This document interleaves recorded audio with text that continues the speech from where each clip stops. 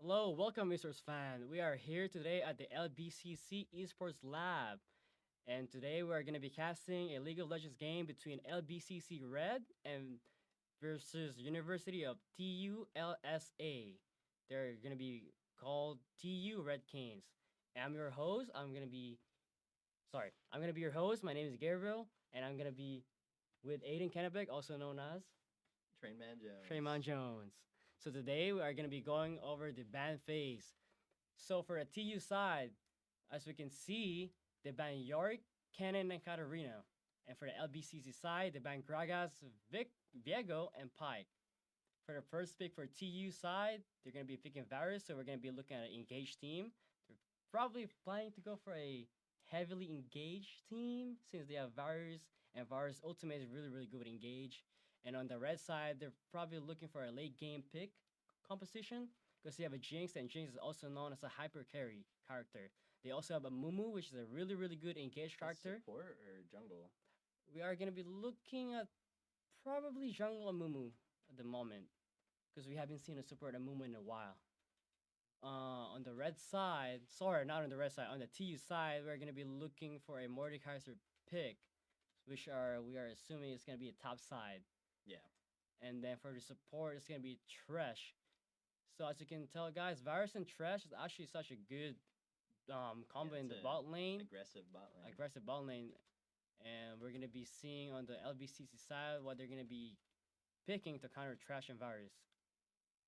What are any thoughts on the banning phase at the moment right now? Yeah, it looks like they are banning mainly top lane. TULSA is Yorick and Kennen. Apparently the top laner plays those two. Those are two really broken champions, so it's good that they're getting them out of the way. And as you can tell on the LBCC side of the ban phase, they are pretty much kind to targeting their jungler. As you can tell, they ban Gragas and Viego. And also Pike. Pike's a really, really good aggressive support in the bot lane and can definitely like roam early in the game and make a really, really big impact on the other lanes. And as you can tell, LBCC picked Tamkench. Broken champion as of right now. Or if that's top lane. I'm assuming it's going to be a support. Yeah, support. Jinx really and Tamkench bot lane. It's going to be really interesting to watch. Yeah, that's a great bot lane. That's actually a good combination because with Tamkench engaging with his W, Jinx can use his E to snare them. And very long CC. Very long CC right there. It's going to be like probably a 5-second CC at least. They can definitely do a lot of damage with that. And LBCC is going for their 4th ban. I'm assuming they're going to be targeting... Oh, sorry, I apologize. It's going to be a TULSA banning. They banned Nico. That's a very interesting ban. I haven't seen a Nico ban in a while. And then on the LBCC side, that's a really, really good ban. They banned Sylas. As you can tell, Sylas is a really, really good champion in any team composition. Because Sylas ultimate, he can copy any ultimate on the other side of the team. So I'm assuming they might go a Malphite top lane. No ban? I think LBCC did a no ban. See in the 4th? Oh, I didn't notice that. I blundered there. It might be a bug. It might be a no ban. But if it was a no ban, ooh, that is rough. Yeah. That is rough for LBCC. That might be a good ban right there. Yep. I'm assuming Amumu is actually going for jungler instead of mid lane. Have you seen a mid lane Amumu lately? No. They banned Lulu too. So they banned Lulu. Isn't going support. Yeah, Tamkench might go top lane right here. What do you think is gonna be a support? Ooh, Emilio. No. Emilio is actually a good sustained support, which is really good for Jinx. Because with Jinx being their hyper carry, I would assume that they would need more peel for Jinx. Need more protection for Jinx. So Millie's a really great pick, especially in the early on. If they're going against Virus and Trash, Millie can just speed boost and heal Jinx, and just peel for him or her. Sorry. And then we're gonna be looking at a TU side. I wonder what they're gonna pick. I'm assuming they're gonna pick something. Another like a CC chain character. Oh, A Mazahar. yeah, Yep, Mazahar. that'd be great. A lot of AP. A lot of AP, yes. So 100%. for their last pick, it will definitely be a AD character.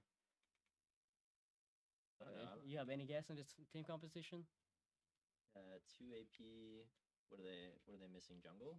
They're Missing missing a a jungler? jungle, so I'm assuming for the jungle they can go. Oh, Pantheon. Oh, that's a hard CC team composition right there. Yeah, that's not gonna be fun for the Jinx. Yep. Guess as you can tell, Jinx doesn't have any escape. Though her passive is that whenever she get an assist or kill on any champion or objectives, she get a movement speed and attack speed. But that's only when she get assists or kills. Other than that, she doesn't have any escape, so it will be really hard for her to escape all the CC unless they go for cleanse. Swain Tom Kench combo is pretty strong. It's really strong. I'm assuming Swain is going mid. Time she's going for the top lane. Moon for the jungle. I guess Jinx can survive this with a Time Kench ultimate right here. Yeah. But other than that, I don't really see well her timed surviving. though. Yep. Because they will have a Mazahar ultimate that will be like a 3-second delay CC. They also have Pantheon W, a Trash Hook, and a Mordekaiser ult. Yeah, she's screwed. Yep. I don't think a cleanse or QSS can save Jinx. Because I know for a fact that they changed QSS to where you can't cancel Mordekaiser ult anymore. Other than that, I don't really see any. Maybe Swain can carry in the late game or mid game, but Swain will Yeah. definitely need to be way ahead in the middle game. I mean, in the early game. Sorry. On the other team, we were looking at the TU side. They will have a lot of damage. Yeah, they Like have a a very strong ton top. of damage. Really strong composition right here. Varus being their hyper carry. Mordekaiser is really strong in the early game, especially against Tamkench. Yeah, Jinx is pretty much all their damage too. Mordekaiser can just ult her and Yes. take her out. I mean, if you take a look at the 1v1 against Mordekaiser and Tamkench, Tamkench can actually do a ton of damage in the early Doing on, that. and it's really tanky. But then on the other side, when it comes to late game, Mordekaiser will definitely win this. Yeah, He's for gonna have sure. more damage. He's gonna have more shield. Over in the mid lane, it's gonna be a Swain versus Mazahar. I can see this going even, Yeah. I but see we'll it see going how it all the way. goes in the early game. In terms of jungler, I would say that Pantheon was definitely gonna win in the early game in terms of clearing waves, or I mean clearing jungle, and having some pressure in the side lanes. Because with Amumu clear wave, it's definitely slower than Pantheon. Because Pantheon Yeah. can clear Definitely. yeah, Pantheon can clear easily and And faster. We also don't know how familiar the LBCC jungler is with his path. Oh yeah, good timing. As we can tell, LBCC jungler, their main jungler is actually not playing today, and they have a sub, and we're gonna be seeing his gameplay today. Hopefully he does well. Yeah, we'll see how he does. We'll see how he does with a new team.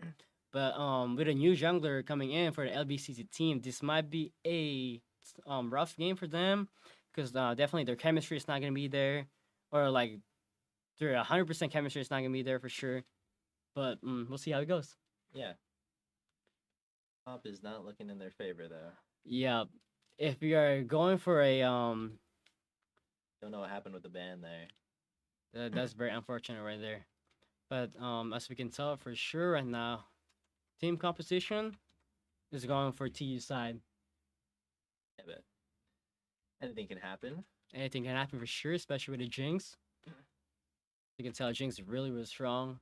Late game, she can out damage Varus and Mordekaiser for sure. The only problem is gonna be Pantheon. Pantheon can literally just W Jinx and get permaslant. And Mordekaiser can walk up the Jinx and just And Thresh can Yep. just suck her. yep. So we'll see how it goes. Yep. Yeah, even in the bot lane, I don't even know if they can win early. Bot lane, they're for sure going to have to play passively. Because I Yeah, know they the definitely TU lose level two. side is definitely looking for an engage level 2 here with Trash. Yeah. and they'll definitely play aggressive here. So let's just hope for the best for LBCC to play passively.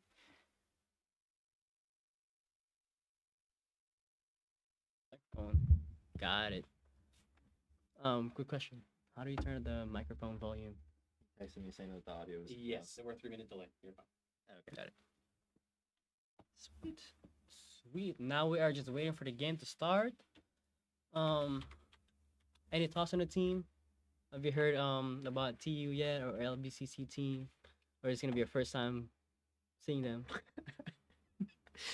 Yeah, it's gonna be my first time. First time seeing them. Though apparently they have an undefeated record in their fall season.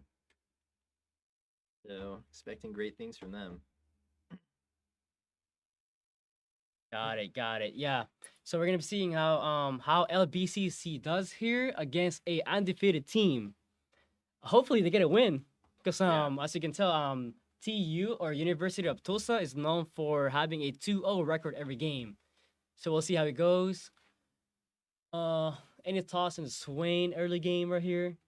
Any idea how he's gonna play against Mazhar in the early game? Because I know Mazhar is like really annoying to go up against, especially in the late game, because of that minions voids. Yeah, Malzahar is gonna be poking Swain down a lot. Hopefully Swain will be able to handle that. I mean, Swain have his E ability, which is Yeah. the pull E. As long as Swain can hit his E and into Q, Swain can do a lot of poke damage for sure. But the problem with this is that Mazahar As the spell shield. passive, yep, the spell shield, which is gonna be really annoying for them too. As I can tell right now, or as I could say right now, Long chance. it's not looking too good on the red side for now. But anything can happen on the Rift. Yep. We're just waiting for the game to start.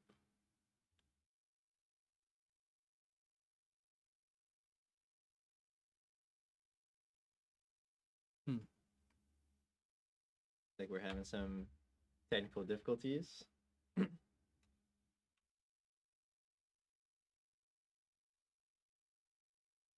But in the game.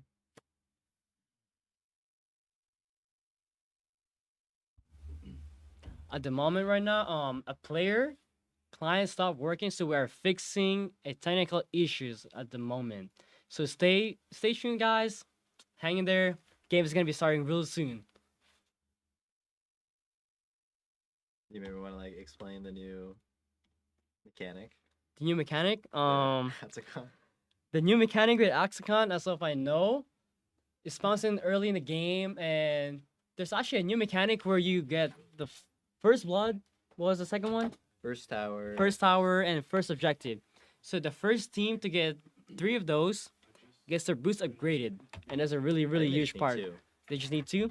Yeah, So 2 the out of first 3. 2 of those 3, whichever team gets it, they get upgraded boots, which Yeah. is it's still a huge part of It's the like a team. little Dragon Soul. Yeah, and then as we know, there's 2 different Ataksan. Is that how you pronounce it? Atakan. The top side and the bot side. Do you know any difference between those 2? I'm not. Oh yeah, I think the top one spawns when there's more kills on the top side, and the bottom one spawns when there's more action on the bot side. Got it. Not And 100%, but and I know one of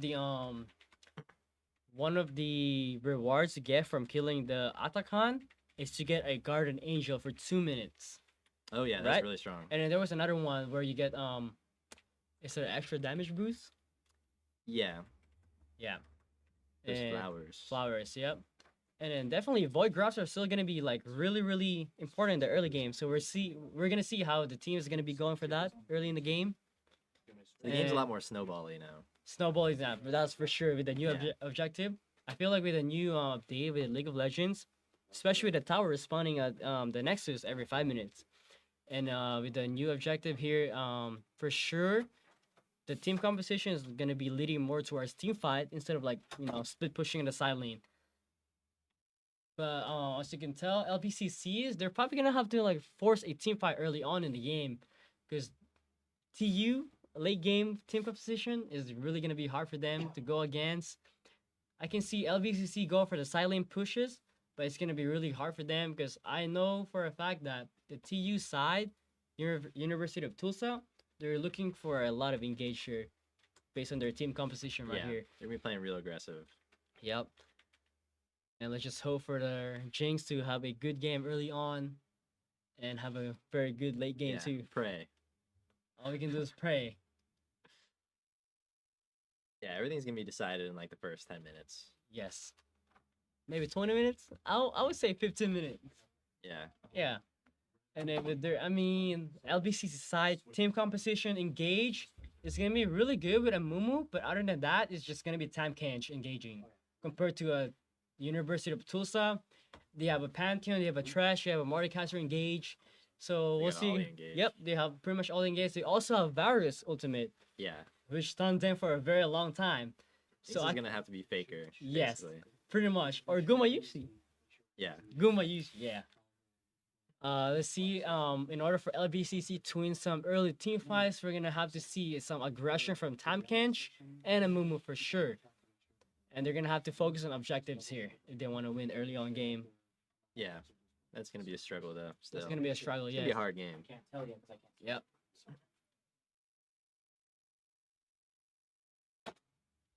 And looks like the technical issue has been fixed. We are almost loading in the game. And we'll get started with the game. Yeah, it was a no ban.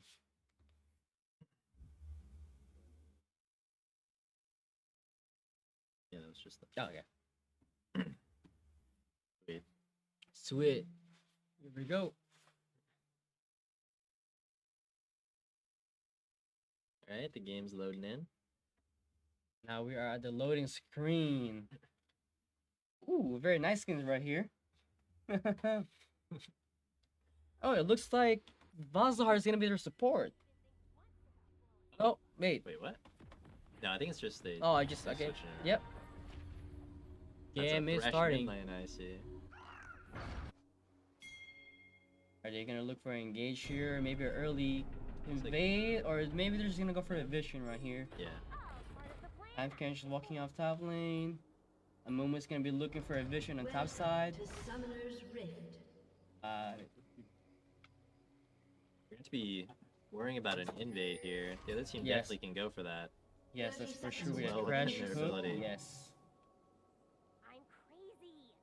Got a doctor's note. It's a very interesting view. I thought it was gonna be like, spectator view. The what? I thought it was gonna be like the spectator view. Like, like the League of Legends thing. Oh yeah, we got the Yeah. player view.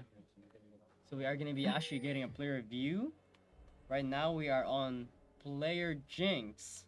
We're just gonna be Aaliyah. Halia. We're gonna be seeing how Halia does in the early game on. She's definitely gonna be the key of this game. She's gonna be doing most of the damage in the late game. And we're gonna be seeing how Emilio plays with Jinx. Cutie on the Melio. Cute in Emilio, I like that, I like that. We're gonna be seeing, so Amumu is actually gonna be starting on the red side. I wonder, do you think their Panda is gonna, Panda is gonna be top lane, guys. And Mordekaiser are gonna be their jungler. Oh, what the Oh, hell? wow. It's interesting. Very interesting. So I'm assuming if Mordekaiser is playing their jungler, they're gonna be starting on the red side. Their ball lane is showing up early. I'm pretty sure with that, they're gonna know that Amumu started on the red side. So I Yeah. don't know how this is gonna turn on. They're playing really aggressive here, getting all the minions. They're not gonna look for a rebound wave here. Really playing aggressive here. Playing aggressive here. I'm not sure if 8-5. that's gonna work too well against the Varus and the Thresh. But Thresh and Varus are actually playing pretty safe here. They're not looking for any minions. Oh, They're going for the hook. Thresh going for the hook. That's gonna be a 22-second cooldown right there. They're at level 2 looking for an engage, but unfortunately they cannot look for an engage as their wave is pushed up. Now with their wave being pushed up, Thresh and Varus is gonna have a higher chance of winning an engage fight here on level 2. Because they're gonna have more space to work on. Now if you can look at the top side, please, thank you.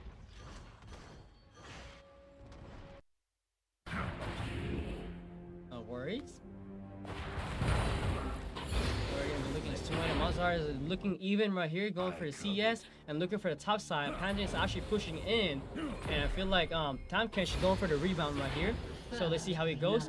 Oh, ball lane got an action right there. Can we search up the ball lane real quick, please?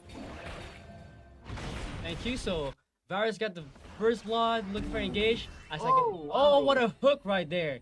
Milo's actually gonna survive that. He's gonna be using flash. No, he will not. He will die early in the game. So now the red side, oh sorry, the blue side is gonna have an advantage now. As Varus is gonna be 2-0, as I can tell. I mean, as I said earlier, Trash and Varus are actually gonna have more advantage in engage because they're gonna have more space to work on. And now that it happened, it might be really hard for Jinx and Milio to have a comeback right here. So I would say that Jinx would just help to help farm up early in the game. Now look for an engage, maybe freeze the wave if they can. And other than that, Yeah, real that's gonna be a really tough. Varus got both kills as well. Yep. So with Varus having 2 kills in the early on, probably gonna look for an First item. blood. They got first blood, which He's is definitely gonna have an advantage item right here. We're not sure if actually Varus is gonna go for a lethality build or attack speed build, but what's gonna be your guess? I don't know much about Varus. I would guess they're gonna going for a lethality build since they're ahead right now. Because Yeah. as far as I know, with my knowledge, if you're ahead with Varus, you also, you would want to go lethality build to snowball them. They're also gonna pick up first blood, so they're 1 out of 3 on the Oh, that is auto very combo. true. Yep. All we need to do is get 3 objectives Yeah. or first tower. Right now, in ball lane, the wave is not looking too great because it's pushing up to the blue side. And with that wave pushing up to the blue side, Trash and Varus will actually be able to freeze this wave. And maybe they can look for another engage here. Thresh is walking. Trash is out. looking up, walking up, looking. Ooh, Oh, that their was Mordekaiser are going for here. Is Trash going to use a flash? Mordekaiser flash. Eon to Milio. Trash hook connected to Milio. Oh, and Milio is going down. Yeah, that's very unfortunate because both. Varus is gonna get it as well. Yep, very unfortunate for Jinx and Milio as Milio doesn't have any flash because he used it early on. But we're gonna see how this turns. Yeah, And Balin's gonna have to play real passive here. their jungler is looking for a dragon, and I'm pretty sure red side's not gonna be able to contest that as they're down to support and their junglers are gonna be on the top side, and there is no prio besides mid laner. If you can go to mid laner real quick to see how things goes. Thank you. So we're looking at mid lane right now. It's a Mazdahar versus Swain matchup. It's looking good so far. Swain just farming up, looking even right now. Enemy team, sorry, not enemy team. Blue side actually got the dragon, first dragon. It's gonna be a Cloud Drake. It's actually gonna be really good for their team because it's Cloud like Drake gives movement speed Yeah. to them. And it's gonna be really easy for them to like engage on in the late game or maybe even mid game. It's also 1 step closer to the boots bonus. Oh right, Dragon counts on an objective. Swain is looking at TP. We're gonna see how the new TP looks like. It's looking kind of funny, but it still works. Looking for the CS right here. Is he gonna get the counter right here? What do you think? And he will. And if you can swap with the top side right now, So they're please. going for Rift. Top side right now, they're looking for the Void Grubs, which is really good early on. And if they want to win the game in the mid game or late game, they're definitely gonna have to play around objectives. Because I'm pretty sure with their team, they won't be able to force a team fight against the blue team. Because they would have a Varus ultimate as an engage, and a Mordekaiser ultimate for Jinx. And I'm pretty sure Jinx doesn't have any escape for that, and that's gonna be really tough for them. Right now, top lane is looking even right now. The main problem is gonna be the bot side, as Varus is currently 3-0 with a Berserker boots. Looks like Varus is gonna going to be go for attack speed build right here. Time gank up Kinch. Mordecai is looking for a gank here in top side. Misses the Backstab. R. Hit his Q. He's gonna be survived that. That's really great. Really great dodges right there. So far right now, the weak side is gonna be a bot side. Yeah. So any thoughts on how they're gonna be doing here from here and then for the bot Yeah, side? Bot side is not looking good. They're definitely gonna be way ahead. They might get the first tower because of how much stronger they are. Yeah, that's really true. Probably their jungler, which is a Mumu, he can probably play towards top side or mid side. Oh, can we switch back to mid lane, please? There's gonna be some action going on there. Swain's getting ganked hard. Swain's getting ganked. Is he gonna be surviving this? Nope. Mordekaiser E will pull. As you Really can good tell, push there. blue side jungler is actually making a lot of pressure in every lanes right now. And Thresh had the advantage bot, so he was able to roam up mid. yep. And definitely for the red side, they're definitely going to need a lot of vision right here. And probably some plays here on top side too, because definitely bot side is really behind now. So most of the time junglers won't really like help, you know, a loser Yeah. side lane, because it's really almost impossible for them to come up. This is also all their damage. Yes. So let's see how this is gonna turn on. Oh, can we switch out the bot side, please? There's gonna be some action going on. Their Mordekaiser is actually staying on bot side, looking for a gank. Thomas by Pantheon as well. There's some fight going on top side. I don't think that's gonna be. Timecrunch gonna be surviving that. Though Timecrunch took a lot of damage though from Pantheon. As you can tell, Pantheon can actually do a burst damage even for tanks with that QE W combo, right? Or WQE combo. Yeah. Sorry. that'd be good. As long as you charge that pass it up. Trash gonna looking for the Q. Will Some miss. Vicious hooks. Yep. Looking great Why in not? CS so far. 63 CS, 9 minutes. Guy's gonna be hitting some Q, gonna poke damage. With a flash E and Q misses the Q and E. But Varus gonna be landing his R though on the Jinx. Jinx is gonna have to use a flash. And they will survive. Though they took a lot of damage. And if they reset here, it's gonna be a really bad timing for them because the bot wave is pushing up to them. And the enemy teams or the blue side is definitely gonna be getting some plates and gonna get a lot of gold, and with that you're gonna be way ahead too. And bot side is gonna be really behind. We're gonna see how this is gonna go. With Jinx being super low, Trash is looking for an engage right here. I'm pretty sure they are looking for a dive here. I'm not too sure if Mordekaiser is gonna be in the bot side too, looking for a dive. But right now I think they're just focusing on getting a plate. And they're gonna get it. They're gonna get it. Yep. If they would have to reset here, they would have to push the wave in order for it to reset and for them to go back in the base and get some Really need a new gun. items. Thinks is really scared here. I mean, understandably. Understandable. They might be in the bush, hiding, Yeah. waiting. But there's a really smart move at Jinx right now, pushing up. But it might be too late, because by the time they come back and go back in lane, the blue side is gonna be there ready, and they're gonna be farming up their CS, and they're gonna be pushing up their tower, making a lot of pressure again, and it's gonna be hard for the red side, Jinx and Emilio, to bounce back. Can we switch out to the top side real quick to see what's going on right there? Thank you. So as you can tell, the whole game so far, Timecrunch is being pushed by Pantheon. Yeah. Pantheon is a really good count for Timecrunch, I would say. Because whenever Timecrunch tries to escape with his W, Pantheon can just Yeah, W too, it's right? Point and click. Tell us more about the Timecrunch champion as you main Timecrunch in the game. Pumpkin is really strong. It's just Timecrunch is making Pantheon engage, is so damage. and with that E, blocks every damage. Playing it really well as well. Yep. With the virus. Oh, can we switch out the jungle side, please? Jungle. Correct. The red side is looking for a dragon play, but I don't think they're quite gonna get it because they don't have any.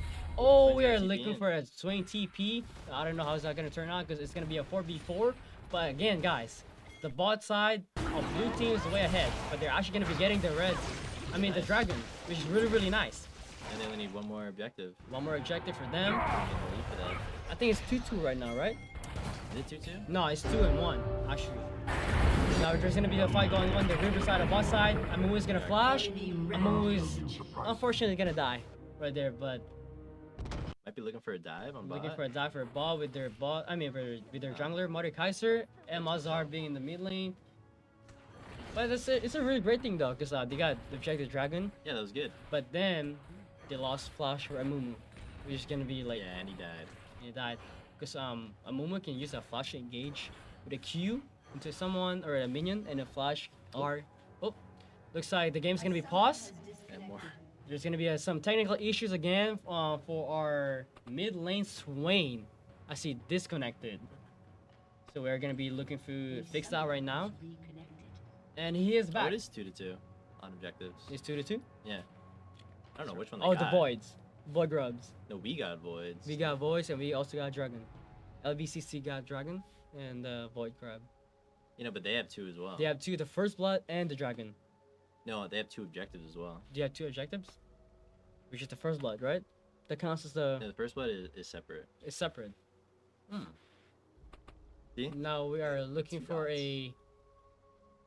He's Oh, back. the game is resuming. 3, 2, and 1, and the game's gonna be starting again.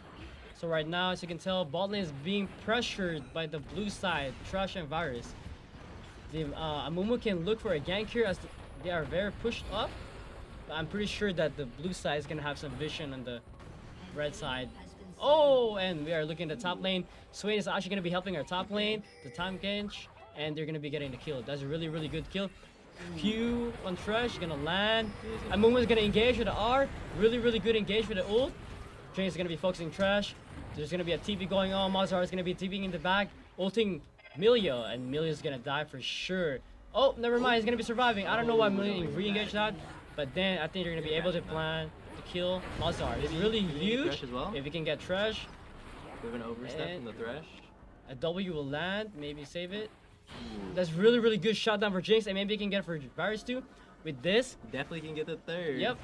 With this This could be shot down, huge for Jinx. it's gonna be really, really huge with the shot down. Oh That's my. a 686 gold plus a 250 It is kill. looking good. That's gonna be an 800 gold for Jinx, and it's gonna be really looking good for Jinx right now.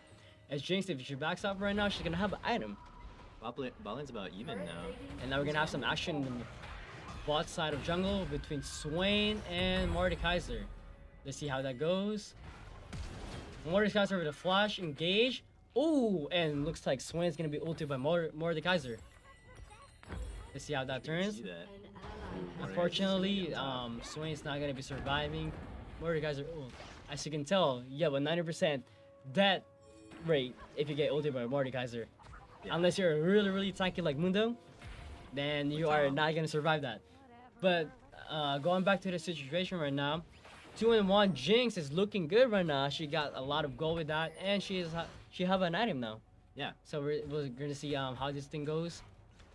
As you can tell, they will still have to play really safe, and we have some action going on the top side. Amumu ganking Zamkench, looking for an engagement in the Pantheon. Can we go on the top side real quick, please, to see some action going on? And Tamkench is actually gonna be getting the kill, which is really great for Tamkench. What a turnaround for LBCC, yes. With Tamkench getting 2 kills, not only he's gonna be getting tankier, but he's also gonna be doing a lot of damage. Also picked up Heartsteel. Heartsteel, which is a really, really good item in the early on to get, because as you can tell, guys, Heartsteel is a stack. Each stack you get 16, right? Or Yeah. 13. And Tom's damage scales off his health. That's really, really nice for Tamkench. And if you can look back at bot lane again, bot lane is also playing safe still, because as you can tell, Virus and Trash is actually still really strong even though you're ahead. Still very dangerous. Very dangerous with that Virus R. Unless you have a flush for Jinx, Yeah. then I'm not sure how's that gonna turn out well. I'm also not sure why Jinx did not take cleanse against this team composition right here. Yeah, that's rough. It is rough, yes. I think Trash is looking for an engage. They're getting dive in the bot lane. Can we also get a look at the bot lane real quick, please? And they are gonna survive. Jinx is gonna be left on the half field though. I don't know how this is gonna turn out. Milia's But gonna- Milia is healing him by 1 A little bit. health per second, I guess. And Trash is gonna look for an engage, flash E, Yes. connecting his Q. And unfortunately, Jinx is gonna die to Varus again. Varus is gonna pick up the kill. That's gonna be a plus 250 gold. Definitely gonna be an up an item again. Looking rough for Jinx again, but again, they're Yeah, not it's way too really behind rough right for the now. bot. 6-1 Varus, that's gonna be really dangerous for them in the late game. This next objective is really important here. Yep. Both junglers gonna be on the bot side of jungle. Let's see how this is gonna turn out. They're going for tech grubs. That is a grub, the second grub. There's gonna be some action in the top lane going on right now. Time is fighting the Pantheon, but with excuse me, with Tamkench being ahead and eating Pantheon, putting him into the tower, he's gonna have the advantage right here. And he's gonna be picking up a kill on the Pantheon. Top lane is definitely ahead, but obviously there's still gonna be a big problem in the bot lane, because as you can tell, Varus is known as a tank shred killer. Yeah. Varus can easily shred Pantheon for sure, but with that killing Pantheon, they're gonna have a more advantage of getting more objective. A top lane. Oh, that's a good tech right there. Good tech. Never seen that before. They're gonna get the first Really tower. good. as Yeah, well. they're gonna get the Looks tower. You're also gonna get the bug drop, which is really good. Oh no, they got the dragon. No, so does that mean they're Yeah, 3 for 3? I think they got the rest tab here. We'll But it's see. still looking good on the red side, on the LBCC side. Sorry guys, because they got the first tower and they also got the bug drops.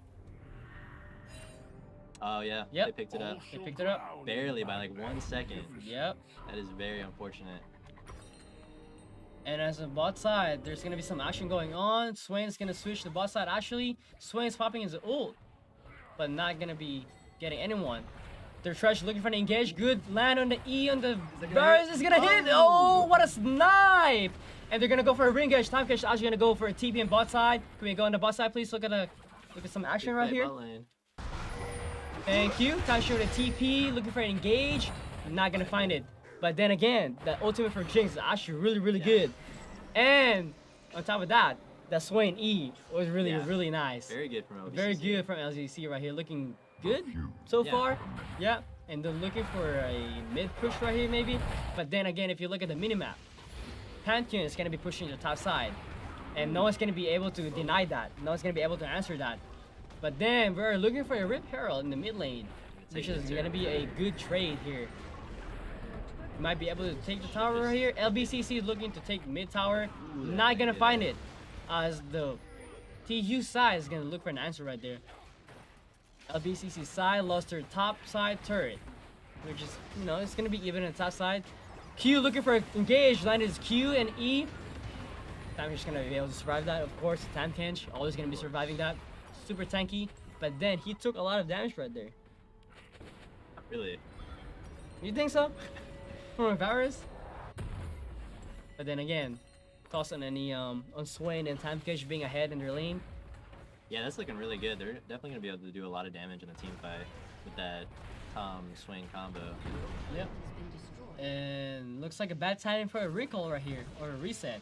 As the University of TU is looking to dominate mid lane right now and get 2 Yeah. towers. They got first tier tower, they're looking to get a second tier tower. She's gonna go engage, landing his snare. I move with a flash, QR, looking for engage from Morikaiser. Morikaiser gonna ult. Who did he Use ult? that, though. He ulted Morikaiser. Swain looking for an engage. Amumu getting a kill Morikaiser. Oh, and time she's looking for a double engage, knocking out Pantheon. Pantheon's looking for a disengage, not gonna find that. And this is really looking good for Wow. LBCC. Wow. They're gonna take mid turret as well. Really good engage for Jinx. And a really Great feel team like fight great from great team LBCC. fight. Yep. Unfortunately for University of TU, they overstepped that, looking for a second tier tower, but they didn't quite find it. And with that, them overstepping, Jinx was able to punish that by putting his snare in front of the Morikaiser. Yeah, Yep. great engage. Great engagement, really great engagement by Amumu too, using the flash Q into ultimate, stunning the Morikaiser and killing the Morikaiser first. And then a really great engage from Timeskinch too, using the double ability to knock out Pantheon. Looking really great on LBCC in terms of team fight and objective right now. Both are even in terms of objective. First tower tier and mid lane and top side. But on the blue side of University of TU, they got the first turret of bot side. Otacon's gonna be up on bot lane. Yep, we're gonna be seeing how this turns out. Time is looking for a reset, hoping for a bot side team objective. But I don't know if Amumu is looking for that too, because as you can tell on the minimap, Amumu is actually going to be denying the Pantheon on top side, or saying top side. And this is not gonna be looking too good on the LBCC team. As for the University of TU, all their team, or 4 of their team members, are actually going to be playing on the bot side, looking for that Atakan. Yeah, look like Fresh Objective. got some deep vision there in their Yep. jungle. And it looks like University of TU still looking for an engage here, looking for something, getting some vision around the objective Atakan. And looks like Dragon is also going to be responding in 45 seconds, so we're going to see how that looks like. There's Yeah. going to be 2 objectives. Timeskinch is looking for some vision. He's going to get caught up by Mordekaiser E. Not going to die right there, which is really good. And now we're going to be seeing some team fight right here for sure. Oh, Tresh is looking for an engagement. Jinx. Tresh landing his Q on the Jinx. Jinx is gonna get ulted by Mazahar. I don't think she's gonna survive this very well. And with Jinx being dead in the team fight, it's gonna be really hard for them to win this team fight. But Amumu engaging the Q with the Mazahar killing Varus. And a re-engage on the Pantheon, and he's gonna get ulted. Let's see who's gonna be winning this right now. Looks like Time Kench is actually gonna die in Mordekaiser right here. Very unfortunate they're getting caught on the Jinx. Ooh, I'm not sure what the Mordekaiser. Ooh, wow. Swain's winning down there. Swain is looking for a re-engage right there. Swain with his ultimate. So you can tell Swain's pretty much unkillable with 2 items and ultimate. But then Tresh is landing. I'm so sorry. Never mind. Unfortunately, he died. Tresh is looking for engage and hit his Q. Now, no. That Tresh engage is really, really good in Jinx. Ooh. The Tresh engage is really, really good. Yeah. Yep. Really saw the effects of that team comp. They Yep. basically locked Jinx down. Another technical issues, and we can use the time to break down what happened in the middle lane of what happened in the fight. So Jinx is actually pushing up mid lane, looking for a wave clear, so that way the LBCC team can walk up to the dragon side or Atakan to get the objective play around it. But unfortunately, Trash was there to catch Jinx, and Jinx did not have any flash or any sort of what's it called? Summoner? Yeah, summoner spells. So she was not able to escape that. So with Trash landing a Q on the Jinx, started a team fight, and with Mazahar re-engaging with ultimate targeting Jinx, that was really, really bad timing for LBCC, especially for Jinx, because with Jinx being dead in the team fight on the LBCC side, they won't do that much damage. Yeah.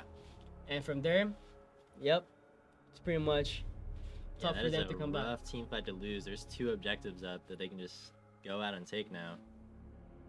And now we're gonna be looking to fix some technical issues again. I think it's gonna be the same player, Swain, having some black screen. Yeah, probably. Probably, yeah. So with that team fight, I'm for sure that the University of TU is actually going to go for just Dragon or Atakan. Might just be a timeout, actually, It might be a timeout. after that loss. Probably, yes. Oh. Never mind. Yep. So we just received a news. It's gonna be a PC reset, so some technical issues again, unfortunately.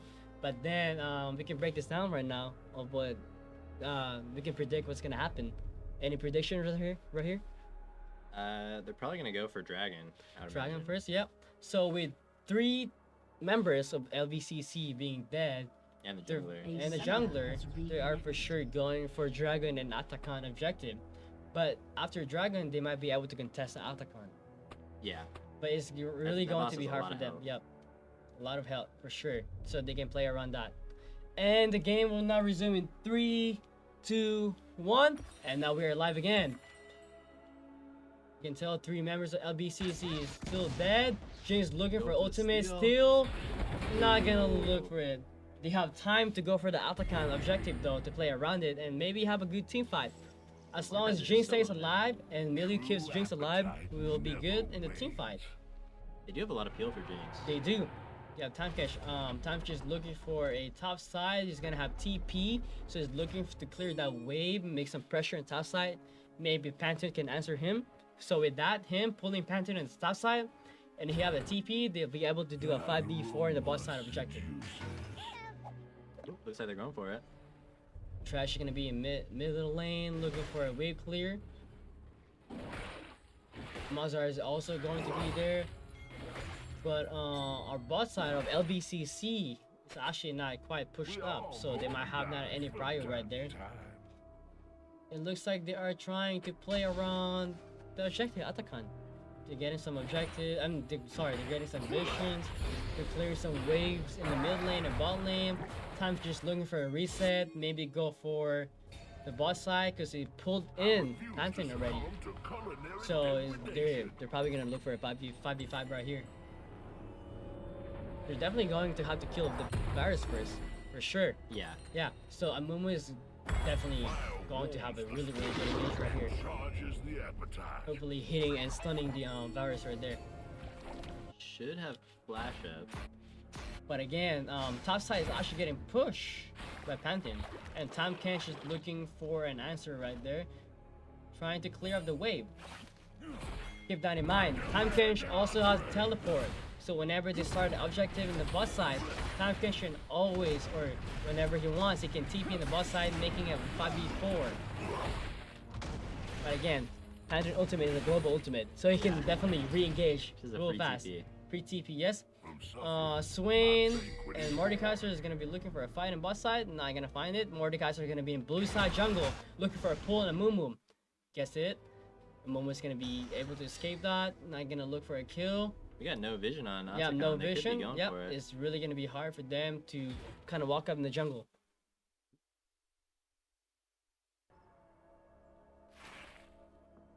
Another technical issues right here. Summoner has disconnected. Looks like it's gonna Lost be Jinx. LBCC Jinx A player. summoner has reconnected. It's gonna be game crashing.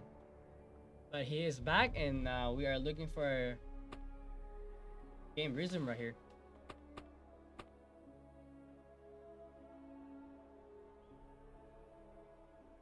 Varus is mid, so they're probably not going for Atacon.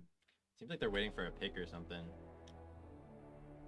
That might be the play. Yep, that's going to be easy for them. And now game is back.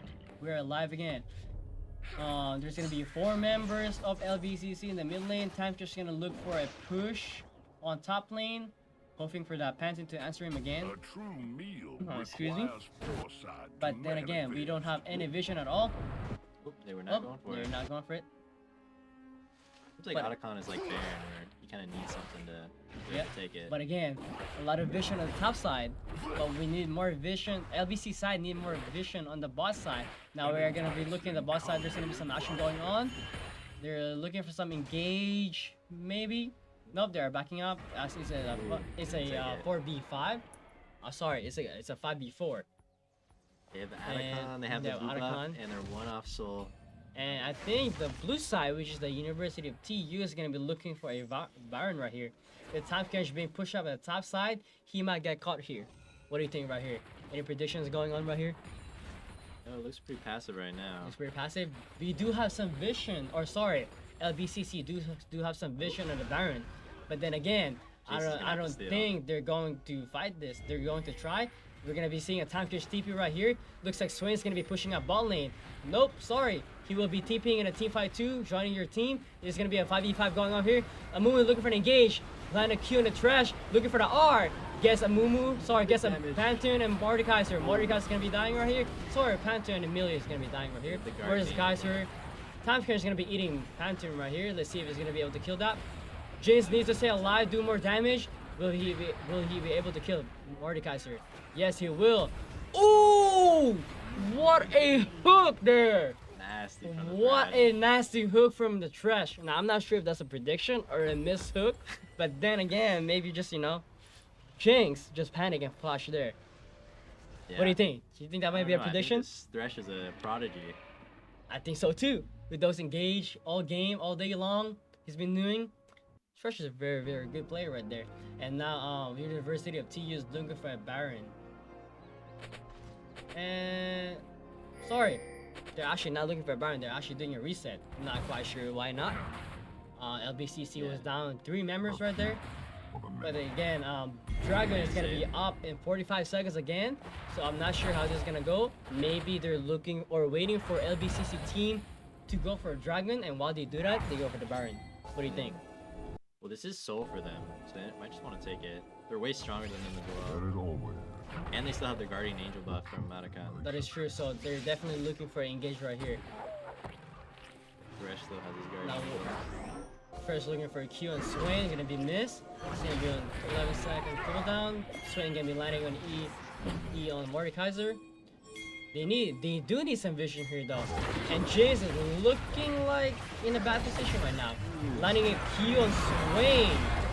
Gonna be able to survive with a Amumu's. Oh! That's a very huge Amumu ult right there. Looking to do so for an LBCC with Swain being alive. Use He's everything. gonna use everything. Oh, yeah. It's not gonna be looking good. And Pantheon looking to try to fight with his ultimate. Unfortunately for LBCC, they just don't have that damage enough yet. But the Amumu engage is really, really good though. Yeah. Mumu, They just didn't looking- have enough damage. Yep. He got Pantone, I believe. No, sorry. I believe he got An ally Mazahar has been slain. and Mordekaiser with that ultimate. They were able to kill Mazahar. Sorry, no, they were able to kill Trash and Mordekaiser, but he just didn't have enough damage to kill the rest of the team. As you can tell. And I think you're looking for an end right here. As you can tell, the virus, the Fed virus is really hard to go up against in the late game.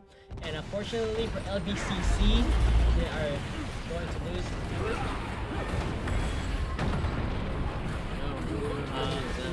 We're actually going to be seeing some maybe. Might be able to kill the wave. Yep. They might just go for Soul here. Yeah, going Or- for oh, this, they're the going Baron for- right here. they got But Soul. so far, it's not looking too good for LBCC. Though I can see them coming back right here. All they're gonna do is play really safe. I don't know if you heard this term, turtle. Yeah. Yep, they're gonna have to do that. Turtle means just staying in base, farming the CS coming in their base, getting some goals, getting some items, hoping for some overstep on the enemy team, and get some picks. And let's see what they can do with this. So right now, they have no choice but to push mid lane and maybe force a team fight in the Baron. Because with the blue side, which is University of TU getting the Baron, they will definitely look for an end here. As they're gonna have a Baron buff for the minions. And they're actually not looking for a Baron, they reset it. So it looks like LBCC is looking for a force here for the Baron. But I'm pretty sure the University of TU, which is the blue side, knows that they are going to go for Baron. Because they have vision right Yeah. there. Or they might be going for a bait here too. They're looking for an engage on the crush, not landing the E, landing the W though. Is Amumu looking for an engage? Amumu is gonna flash out, unfortunately. Varus is gonna be missing his R. Right now it's looking too good. Varus doesn't have any engage, but again, Amumu doesn't have any flash right now. But again, Amumu can engage with his Q. And his ultimate being a big AoE, it's gonna be a really huge. Right Just now. looking for anything right now. I think they can Baron here. Definitely just get. Yep. I think what LBCC needs to do right here is just to push wave, especially for mid side. I mean, yeah, mid lane. Because with that, it's just getting pushed on heavily with that Yeah. big minion Yeah, right there. turtle it up. Yep. All they can do is right now is farm up, get some maybe some gold, get some items with that, hoping for the blue side to oversteps and get a pick.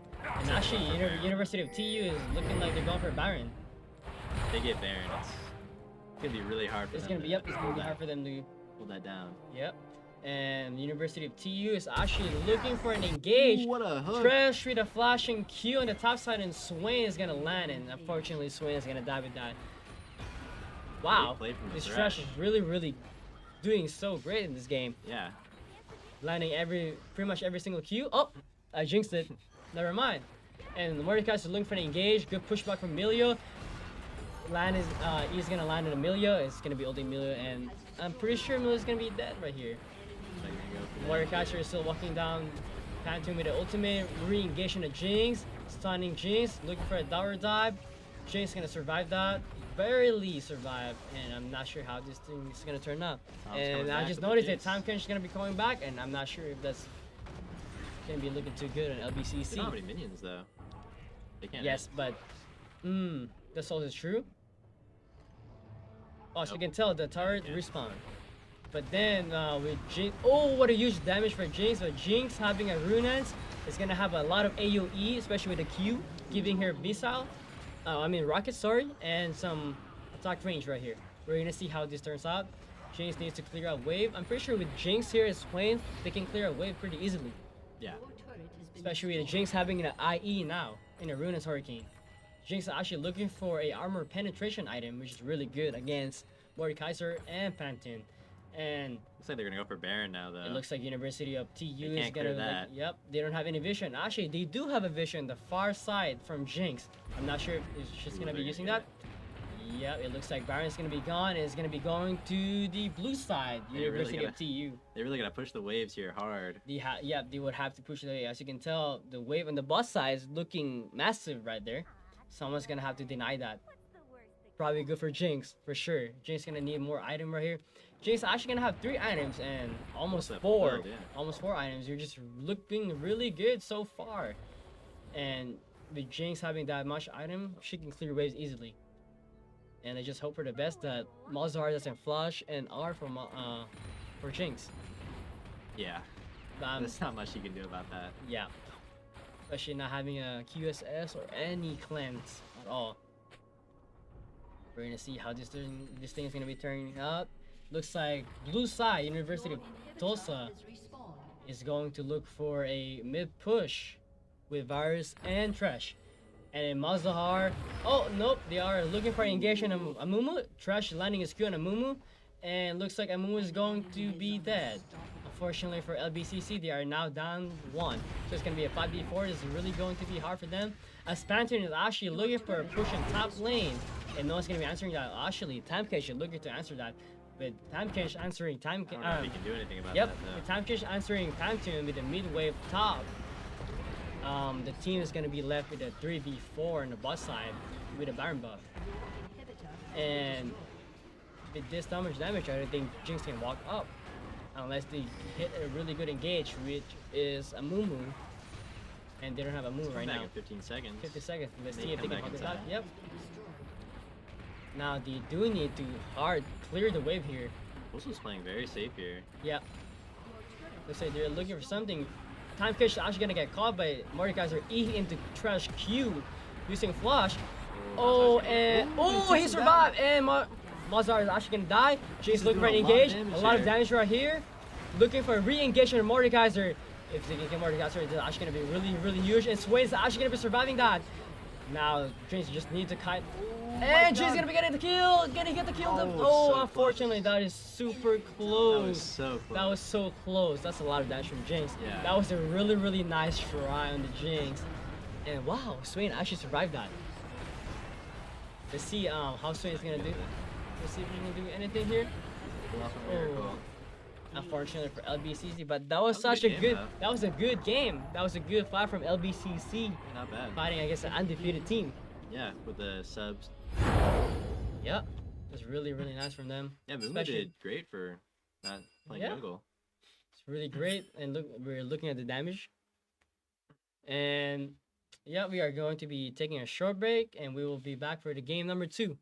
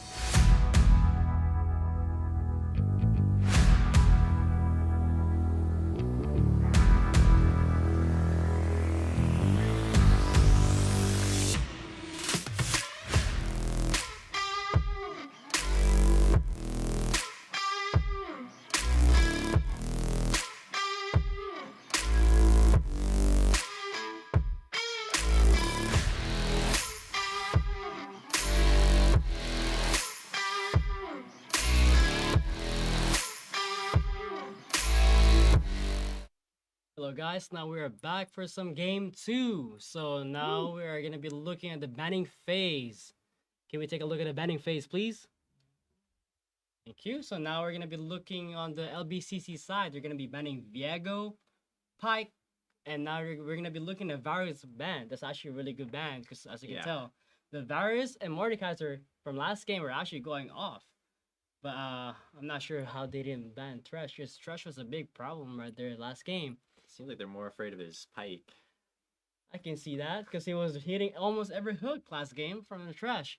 But then we're going to be looking on the University of TU banning side. They're going to be banning Yorick, Katarina, Jinx, which is going to be a downside on the LBCC because Jinx is going to be their hyper carry. As you can tell from last game, Jinx was doing a lot of damage. And they also banned Lux.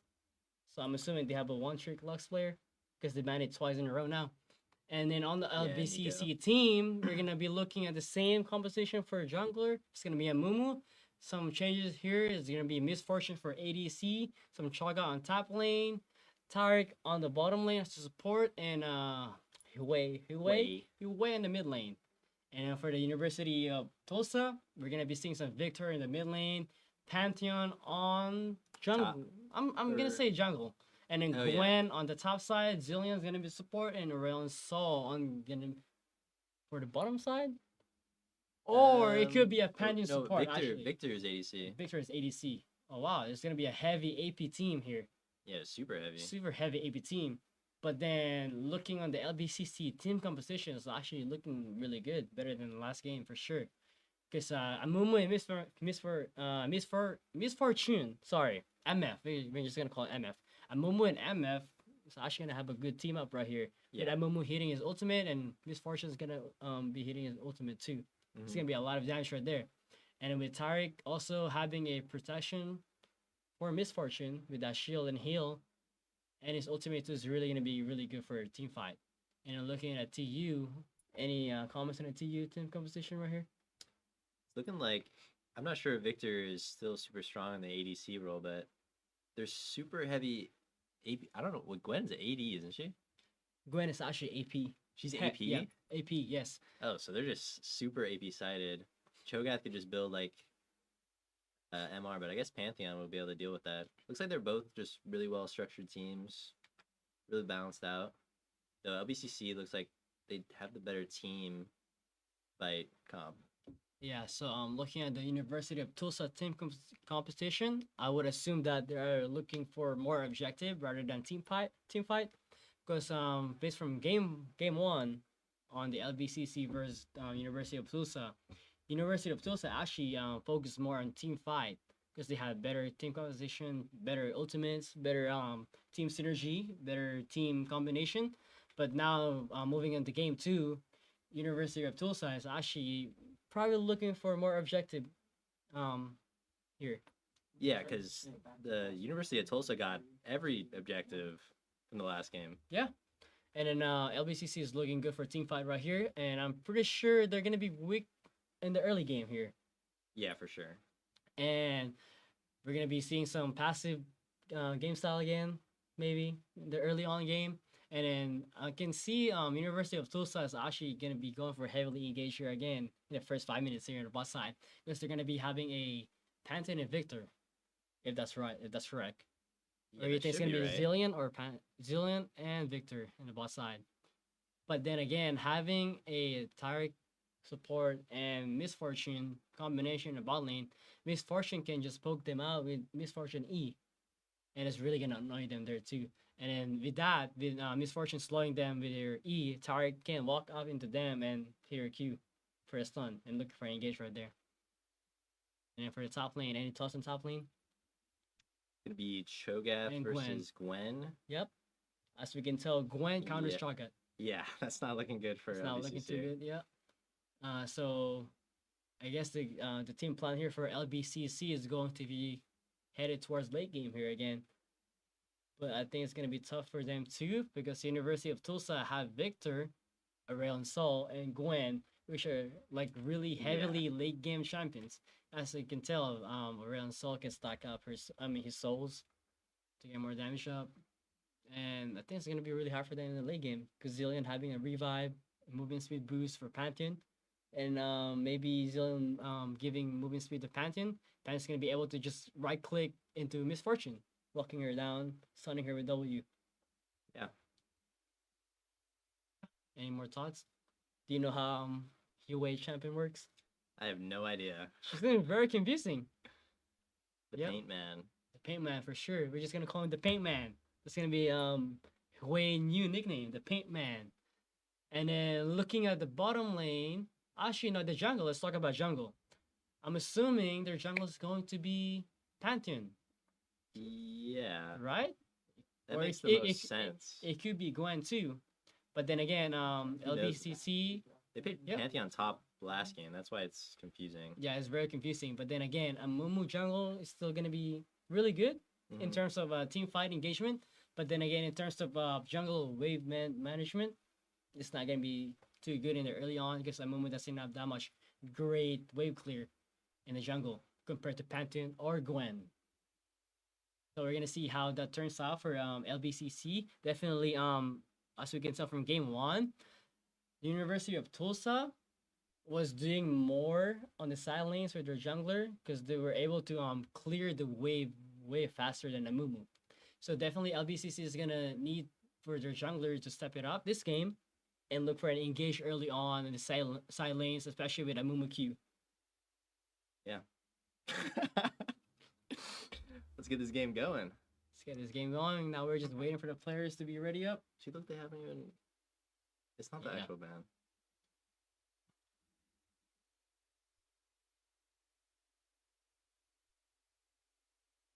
So we're just waiting for the game to start, right? Got it, yeah.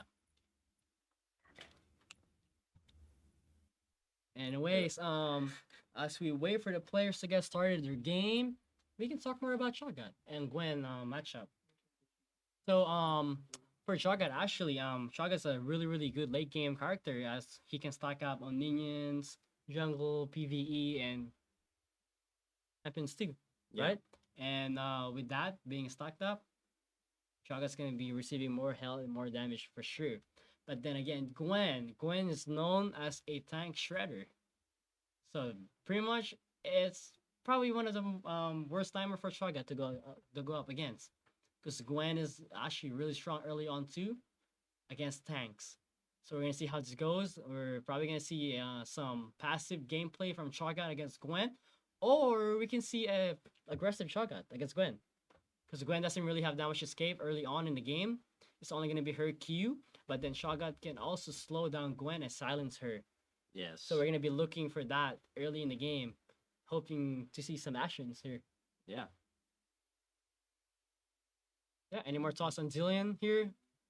You think Zillion's gonna be the support or mid lane? It's an interesting pick from Tulsa because they normally play super aggressive engage support. Zillion's more of a passive utility support. So looking forward to see how. Yeah. I mean, his Thresh was great. Really great. Yes. But then I'm also looking for this heavily AP team composition. I want to see how this thing is gonna turn out. And with them just having 180 and it's being Pantheon, I mean Pantheon does a lot of damage. Yeah. But then again, the other team, which is LBCC, can also just stack out MR. Yeah, Pantheon is gonna be the So right now we're at the Jungler. loading screen. As we can see, Pantheon is gonna be the jungle. Senna. Senna. Just Hmm? Just like Senna. Wait, look at this. Oh, It's not even the same. there might be some errors in the loading screen right here. So instead of playing Zillion, they're actually playing Senna, which is a very interesting combo in the bot lane. But Senna's actually such a good Senna support. Victor. Yep, Senna Victor sounds like a So they're gonna nightmare have to more go up AD. against. Yep. I'm assuming Summoner's Rift. they're looking for an engage here early on with a Mumu Q, and I'm not sure if Emma is gonna start with her E to get some slow in, 30 seconds and it's until gonna be ring easier is for formed. Mumu to hit her Q. Brom's also gonna have the passive stun if he hits it. Yep. Oop. Oh, hit Hit it. it, but- There's gonna be no follow-up engage. Some nice damage though. Unfortunately, we're not gonna see some action, but some good poke damage right there. Oh, there's also some change in the support. Yeah, he's Oh. playing Brom. Yeah. That's one of your favorite support too. You wanna talk more about him? Brom is a great support, man. He's got that stun. He's got that shield. So I think it would be better against Misfortune. But That's also true, yes. it's also, I guess, will be good with her. It's probably because they didn't want them to pick him against Misfortune. That's why they took him. They went Probably. top? I think they're going to be switching early on. We're going to see some switches lane early in the game. We're going to see a bot lane in the top side against Gwen and Cho'Gath against their bot lane. This is actually kind of smart. Interesting. No. Actually, like, I feel like it's a smart move. As you know, Cho'Gath counters. I mean, Gwen counters Cho'Gath, and then they can make Gwen a little bit behind by pressuring her in the top side with two guys. It's a 2v1 in top lane. But then again, Cho'Gath's gonna be a little behind in the early on. But then with Cho'Gath being a late game character, he can pretty much come back up in the late game. Yeah, just like- focus to oblivion. Yes. Victor. Yes, because Senna, as we all know, Senna have a long range, good range, especially in the late game. And Victor is gonna have a really good poke with E. Now looking at the top lane, they're actually doing a lot of damage to Gwen. Gwen's not gonna be able to do anything with this. It's gonna be a 2v1 as Gwen doesn't have any range. Now we're gonna be seeing how this thing is gonna turn out. Now I do think that Gwen is actually gonna have a good rebound CS wave management right here, because LBCC side, their bot lane, or I guess we can say top lane now, is heavily pushed up right now. But then again, they're not allowing Gwen to do any CS. They're barely allowing her to do some CS. Doing some damage right now. They're looking to get Go to some. look for a flash. Yep. They might go for an early dive here though. It's gonna be really hard because we don't know where their enemy jungler is at, or the University of Tulsa enemy jungler. Gwen's looking for. Oh, unfortunately, the flash Q on the broom is not gonna connect.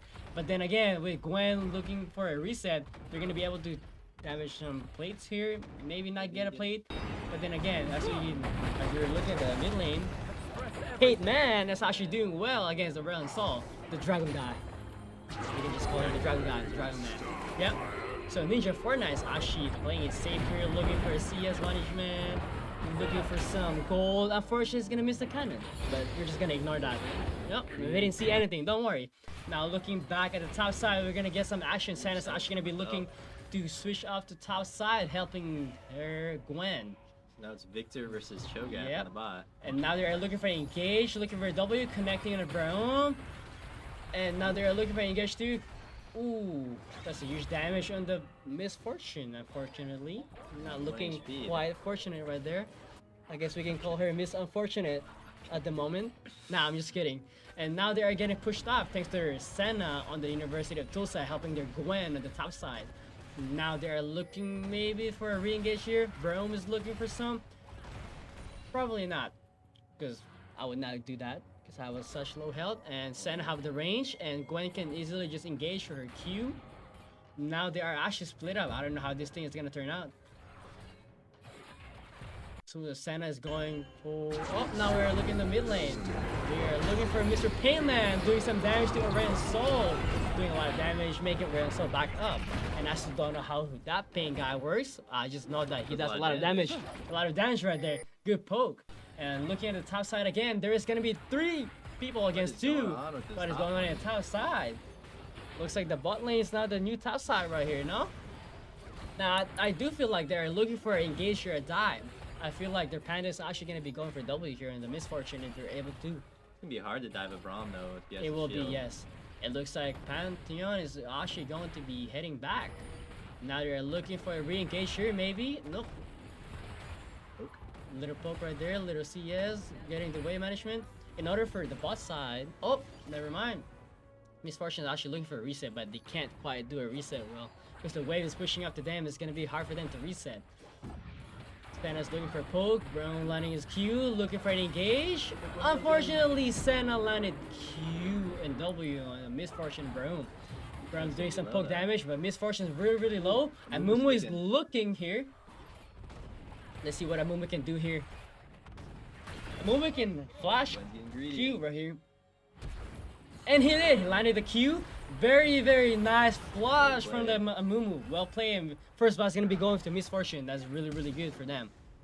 You can send a splash as well. Yep, with that getting first blood Misfortunes, they're gonna be able to reset, get some gold, get some item ahead. And it's gonna be looking good for them. Oh, Mr. Solo Paint kill. Guy, aka Ninja like Fortnite, Red Soul doesn't is even actually either. soloing Red Soul here in the mid lane.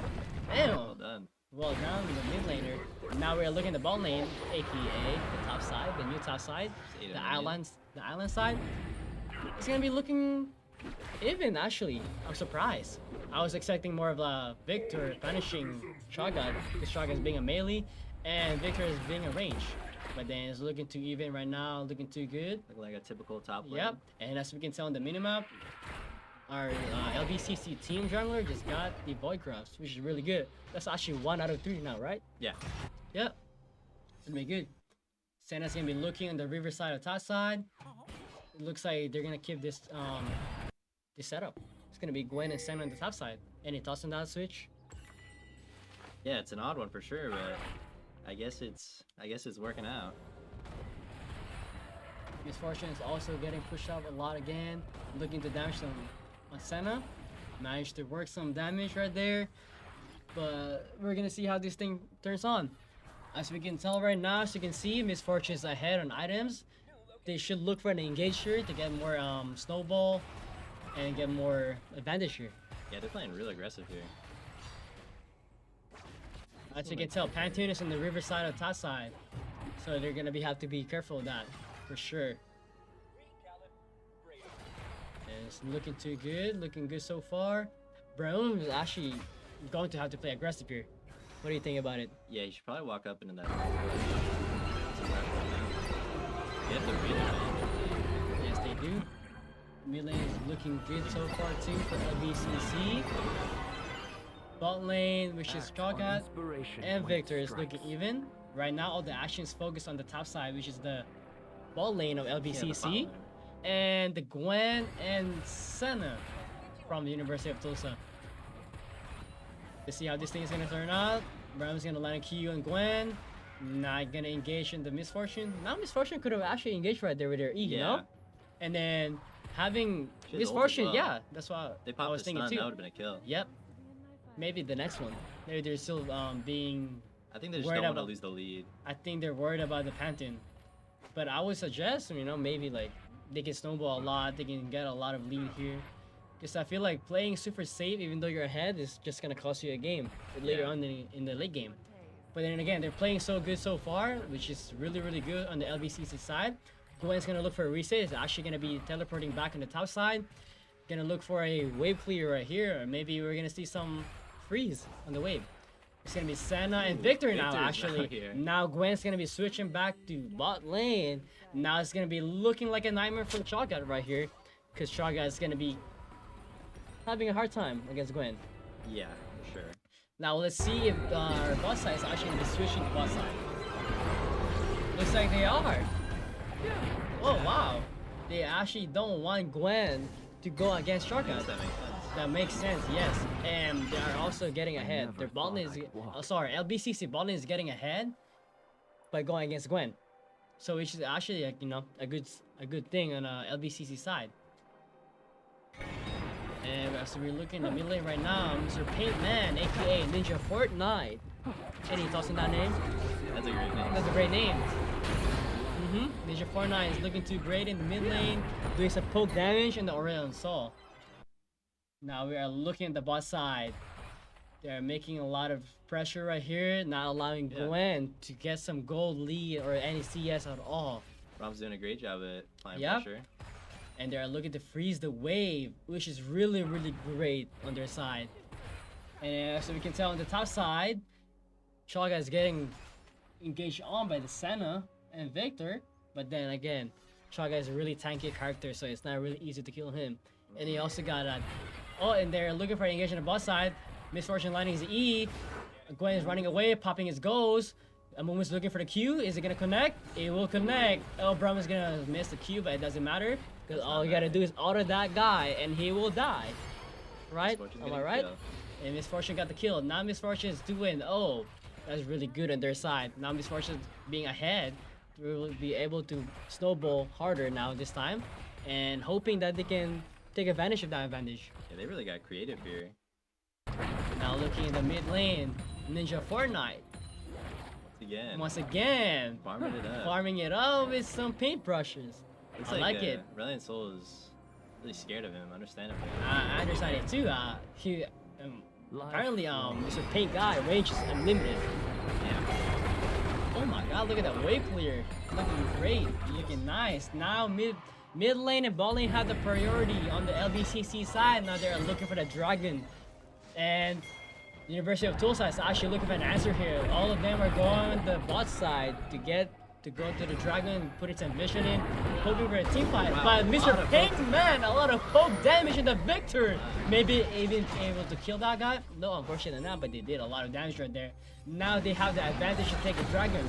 Amumu looking for the engage, landing the Q, looking for a Q. Is he gonna land the Q? Yes, he did! The flash ult on the Senna and Pantheon, looking for a Pantheon kill. That's a kill Senna already. Looking for a re-engage right here. Pain guy is gonna miss that. What is that, W or Q? Not sure, but then that's a really, really good pick for them. Now with that pick, it's gonna lead them to a 5v4, making them get the dragon. Yeah, bro, it's Secure the really good dragon. for them Yeah. as well. And now Chaga is leading on the top lane, getting that turret damage. It's really good right here. Now they're gonna be the Infernal Dragon right here. It's gonna be really, really great for them. Yeah. Since they're ahead right now. I don't think Misfortune should try to engage with Gwen, as Gwen can shred The you. jungler and support might really come back. Yes, but then, Ooh, never mind, they got stops. as we can tell in the Dragon Pit right now, there's gonna be some fight going on. Amu is gonna be left in 1 HP. And Brom! Oh, actually, Mr. Paintpan is gonna get the kill to the Pantheon. Wow, a lot of damage right now, but right now he is out of mana. Or as we It's can the say, OOM, out of mana. Out of mana. Yes, sir. And now we're headed back to top lane. It's gonna be a victory against Shoga once again. And again, I'm surprised that Victor hasn't won this matchup yet. Yeah, I'm surprised as well. He has like so much more range. So much range, so much damage, so much poke. Look at the bot side, looking for engage on the Misfortune from the University of Tulsa. Not gonna, Be able to get yep, anything not done. gonna be able to get anything out of that. But Misfortune is actually gonna reset. I'm not sure why. It's gonna be a bad timing for them as their bot lane, their top lane in support is just gonna be pushing bot side. And with that, Misfortune being absent on the bot side, the wave is just gonna be pushing and maybe Santa's gonna get some plates. Yeah, and wow, there's a lot of damage in the wave clear right there. Well, they both like They do. So it's looking like an even game, but then Mr. Paintbrush guy is ahead right now. Now Pantheon, we saw on the minimap, he is on the river side and bot side. Looking back at top side, we are going to be seeing some action maybe? Nope, maybe not. Amumu's going to be farming their jungler on the blue side, top side. And on the bot side, we're actually going to be looking at the engage right there. They're looking for engage on the Pantheon and the Senna. Oh, never mind. They are going to be backing off. It's really, really good play from their bot lane right now. Misfortune is actually like trying to take advantage of that lead and Yeah. snowballing it, especially with Ninja Fortnite away, aka Mr. Paintbrush guy. He's doing a lot of damage without range, without damage right now. He's doing a great job of doing a snowball. Ooh, That's a lot of damage. that's a lot of damage right there. Not sure what was the Santa doing. Maybe he was AFK. Maybe on his phone watching TikTok. What do you think? It could be. Now looking back at the bot lane, looks like there's gonna be some engage going on. Brown is actually getting low health right here. He might die. Oh, Brown's gonna survive with a 1 HP, but then on the top side of the jungle, there's gonna be some action going on. Engage on the Pantheon. Connecting the Q on the Pantheon, and the Mr. Paintbrush guy getting the kill again, once again. And on the bot side, if you guys missed it, I wish we had an instant replay, but we don't, unfortunately. But then, Misfortune got the kill, which is really good. Now with that being said, Misfortune now is 3-0. Which is really good. What a turn from. What a turn last from game. LBCC. And Mr. Paintbrush guy is also ahead too, doing a lot of damage. Yeah, they don't know how to play. Could be a Look- counter pick to It's Ace. looking good so far, LBCC, and now we're gonna see some action on the top side. Shogun engaging on the Gwen, and with a Moo help, securing Somehow a kill. Shogath is up on top, Wow. despite being against I gather. counters. Wow, just looking great so far. Now we're gonna see how this thing goes. We might be able to get the turret here. Oh, that's gonna be That'll the first secure turret. the boot upgrade. Oh, it's 2 out of 3, huh? Yeah, No, you only need to get 2. just got it. Oh, wow. Very nice from the team LBCC. What a turn from the last game. Didn't Wow. get any objectives last game. Starting to get all the objectives this one. How much I think they before understand it offset? now. Yeah, they They understand it now. Yes, yep. Now I wonder how this thing is gonna turn out for University of Tulsa in the late game, because as you can tell, Gwen, Victor, and Ramsol is really good in the late game. But then again, Mr. Paintbrush is doing a lot of damage on the Victor.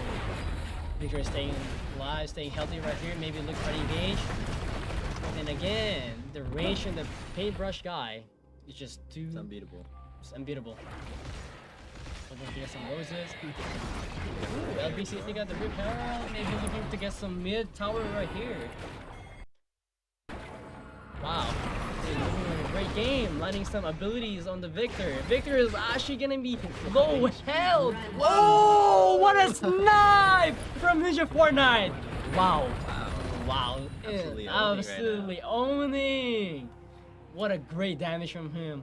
4-0. Damn, wow. He's absolutely demolishing them right now. LBCC is 9-0 right now. Wow. It's completely dominating. It's a completely opposite of what happened Yeah, last this game. is not the LBCC we were familiar with. I last think they game. woke up. They said from the last game, oh, I understand it now, and now they are winning. Now we're gonna see some 1v1 going on in top lane. Not quite yet, and as you can tell, mid lane, Amumu's gonna be dropping that Rift Herald to get that push turret in the tier 2 turret. Amumu is, no, sorry, not Amumu, Chaga is actually winning a 1v1 fight against Gwen. Wow. Gwen's gonna pop his ult, pop his W for some extra armor. Gonna be using his Q to dash away, but a good dash on his Chaga knockup. And actually, Gwen is actually gonna be surviving that. But wow. 0-3 on the Gwen, 1-0 on the Chaga. If she She could have won that, but then again, just tried, because she didn't even attack him. I do feel like she could have won that because she has the Rift Herald, or not Rift Herald, the Rift item, which give her some Omni Vamp over time in the combat. But at the same time, I can understand why she was backing up. It's a 1-0 Shogat, looking big right there, and then she's 0-3. Got his E. Yep. And again, good objective from the blue side Yeah, right here, boss man. LBCC Pick up a team. turret as well. They pick up a turret, they also pick up the second Kraken for them. Really dominating. Wow. Has destroyed a turret. Looking good for LBCC. Not looking too great on the University of Tulsa though. University of Tulsa looking to get some push on the mid lane. We're gonna see how things turns out here. Gonna back and get his collector.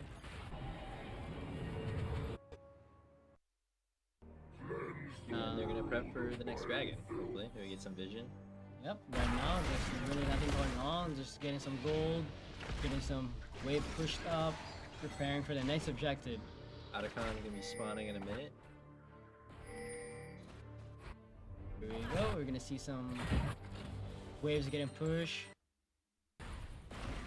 Looks like University of Tulsa. Oh, what a damage from God, that's a Misfortune! lot of Wow, damage. what a Q.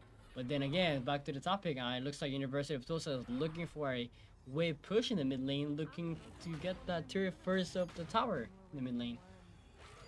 But they are just getting denied by the Misfortune and the Broom. Misfortune is super strong Super right now. strong. I'm pretty sure they can engage here on the know why they're Senna right really now. making Senna is fight. actually stepping out. Misses the Q, but it doesn't matter. There's just a lot of damage right there. So I'm not sure two what the different Senna was teams. doing there right now. Senna actually might have lagged out or something. Yeah. Probably, thinks but he's then playing again, Senna overstepped and LBCC took advantage of that, which is really, really great from them. Otacon's gonna be up. They're Otacon gonna is up, immediately go up. and now they are going for it. With Senna being down, it's gonna be hard for the University of Tulsa to fight this. And Gwen's gonna be in the top side. Now Gwen do have teleport, I'm assuming. But then again, Paintbrush guy denying Gwen from going to Otacon. Yeah, you can pretty much solo any. Well, you can solo anyone on the team. You're gonna need more than one guy to take him down and top. You're gonna take out Now they are going to get that objective, and now University of Tulsa actually gonna be looking for mid lane, tier 1 tower, but then it's gonna get denied. That's really great from Team LBCC, denying a lot of things from University of Tulsa. LBCC is looking for an engage. Maybe Amu's gonna flash Q, not gonna hit. That was a good try though. Now again, LBCC can force a team fight here as they are ahead. They are 10-0 right now. and they do a And lot they of have the damage. Guardian Angel. Yes, so with that having a buff, a Guardian Angel, they are for sure going to look for an engage here. They are still looking on the boss side. Unfortunately, Sure, that's Shoga is gonna gonna go go down. But But then this again, is- he is respawned. Yeah, he's back. Wow. Back. What a great turnaround from last game. Gonna push top lane, just try to apply pressure at all the lanes. Now we're looking. Taking advantage of the lead. Like they woke up with something. Damn, this is a totally different new LBCC right here. Are we even looking at the same team right here? Oh my god, what an engagement, bro. I'm looking at the R with the Misfortune R combination. And the Momo is actually looking for engage again. But he is way too deep in there. I'm But not he sure has he's gonna be able to Guardian Angel. survive. That's also true. Looking for a Get miss. out of there. Alright, that's a really good engage there from them. A Momo with a Q, follow up with the Broom Ultimate, and Misfortune R. A lot of damage right there. Looking at the bot side, it's gonna be Shoga versus Gwen.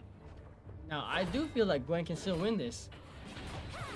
Shoga is only 1-0 and doesn't have that much damage yet.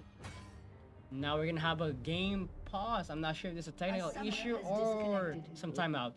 It looks like it's gonna be some technical issue. Mr. Paint guy is Has gonna have crashed. crash. Yep. Game crash right here. So like any thoughts on the game so A far? summoner I think it's going great for LBCC. It's 11-0. They have all the objectives. They've taken, what is that, 4 towers? 4 towers so far, 3 dragons, I'm assuming, or 2. 1 objective of Atacon, which is really great for them. And you Yeah. also got the Void Grubs. Wow. Sweet switch up from the last one. Who knows? They might be able to. And now we're going to be back at the live game right now. We're going to be seeing a Shogun and Gwen 1-on-1 on the bot side. And like I said earlier, I do feel like Gwen can still win this a lot because Gwen can shred tank no matter what. We're going to be looking here. It looks like Gwen's not going to be engaging. Now looking at the Misfortune right here. Staying in the mid side of the, sorry, in the mid lane of the game. Looking to get the red buff for some advantages here. And the University of Tulsa is actually looking to siege mid lane again. But then again, what a damage from the Mr. Pink guy! Wow, and they killed them. 2 abilities. What a damage right there from Ninja Fortnite. That might be Ninja. Is that Ninja? That might be him. Oh wow, what a great game for them. Now we're LBCC is looking for a objective right here. I think this is gonna be, I believe, their 3rd dragon. Which is really going to be great. And University of Tulsa can't contest at all. Wow. Any thoughts on the University of Tulsa on how they're gonna manage to come back from here? I don't know. They're definitely just gonna have to farm up. They can scale a little bit, but I can't really see a way out of this one for them. They just are taking so much damage. Oh wow, and then Santa's gonna go down. Yeah, Santa's wow. What a damage. See this game ending. Halia or Helia. Helia. Helia. I guess Misfortune is actually giving them fortune. I like Yeah, it. Wow. 7-0. They know. Decided to ban Jinx, but then little did they know they have Misfortune on their team. Yeah, they messed up banning Jinx. Wow, 7-0 on the Misfortune. Now again, no one has died yet on the LBCC team, which is really, Playing really. perfectly. Yeah, they are playing a good game right now. Oops, Jinx it, but Pick up the tower. they got the tower there. But then again, wow, really great game from LBCC. University of Tulsa though is holding pretty solid against them so far. Oh, change of settings right here. Oh, now we are in the black screen. Now we are back in the game. We are spectating right now Misfortune. And now we are back in the mid lane. University of Tulsa is doing another siege in the mid lane. But then Mr. Paintbrush guy is not gonna get any help. But then again, he can just wave clear that. Everyone's taking a lot of damage right here, but then he's also doing a lot of damage. I'm always gonna look for an engage right here, maybe? Nope, he's not. Nah, wow. Great damage right there. Now we're gonna be looking at the top side right now. Oh, sorry, bot side. Chaga is just gonna be clearing the bot wave right here. Yeah, doing Chaga things. Oh, and as you can tell, you notice that he used that ultimate to stack up the cannon. He has 8 stacks now. He has 8 stacks and he's Not bad. looking massive. Yeah. And now he has a hard steal. And he can stack up even more now. It's looking too scary right Pretty here. late. Still. Looking scary for LBCC team. Now I do feel like LBCC team is looking for a Baron player right here. As Misfortune and Ninja Fortnite is looking for any vision right here. But again, even though they're ahead, same thing from game 1, they don't really have that much vision. Yeah, I noticed that. That's I do feel like vision is really important, especially if you're ahead, because that will give you a lot of advantages. Then landing a W on the Amumu. Amumu is gonna take a lot of damage. Amumu is gonna have to flash out. Unfortunately, Amumu is not gonna have a flash for the next team. And now, University of Tulsa can take advantage of that, because as you can tell, Amumu doesn't have any escape ability. Now we're looking on the bot side. Chaga is pushing bot side, and Senna's gonna be answering that. And Senna and Gwen answering Chaga. The LBCC team can look for a Baron play right here. It's gonna be a 4v3 on their side. Then Chaga surviving this really well. Now LBCC needs to take advantage of this. And now they are actually going to take advantage of it by doing Baron. This is really great play for them. Because now with this, if they do a team, oh, what a huge damage from the. What's damage to that? Whoa. Anyways, oh, unfortunately they are not able to do Baron. They don't have that much shred damage for the Baron. But then again, that was a good idea. And I do feel like University of Tulsa actually gonna finish it off for them. And now we're gonna see some team fight right here. And they're gonna be down by 1. It's gonna be a 4v5 right here. And they all do have their ultimate though. So let's see how this thing is gonna turn out. And Momo can engage, and Ninja Fortnite is just damaging from the front line. Wow.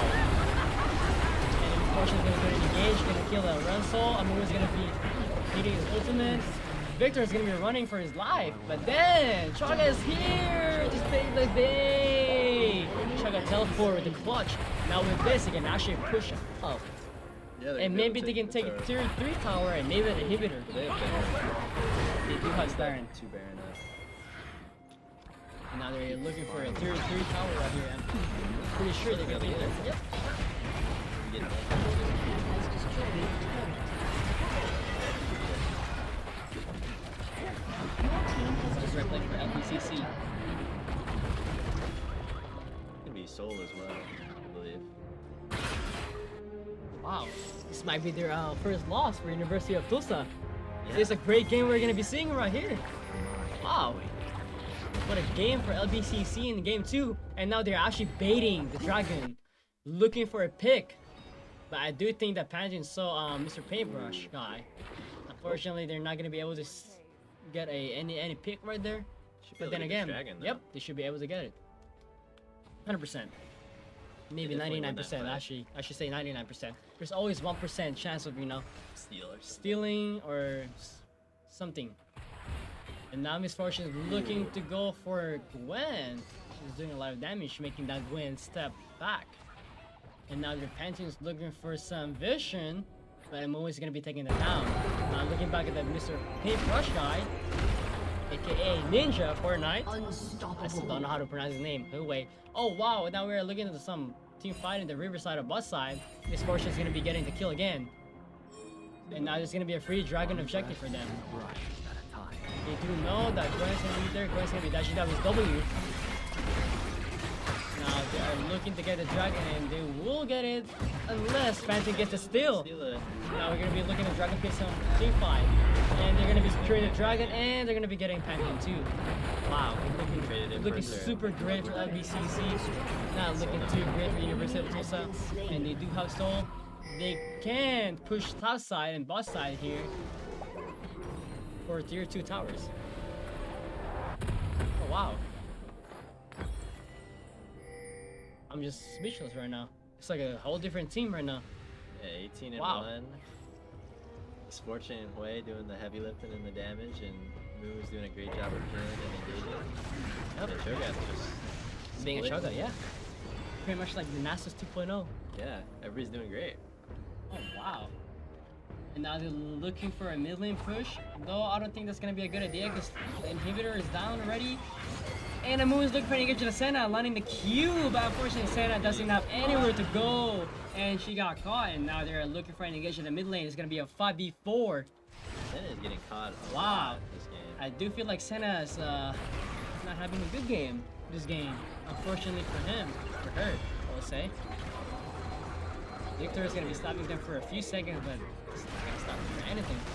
Now they're looking for a siege here. Though I don't think it's gonna be a good idea. Maybe not, maybe yes.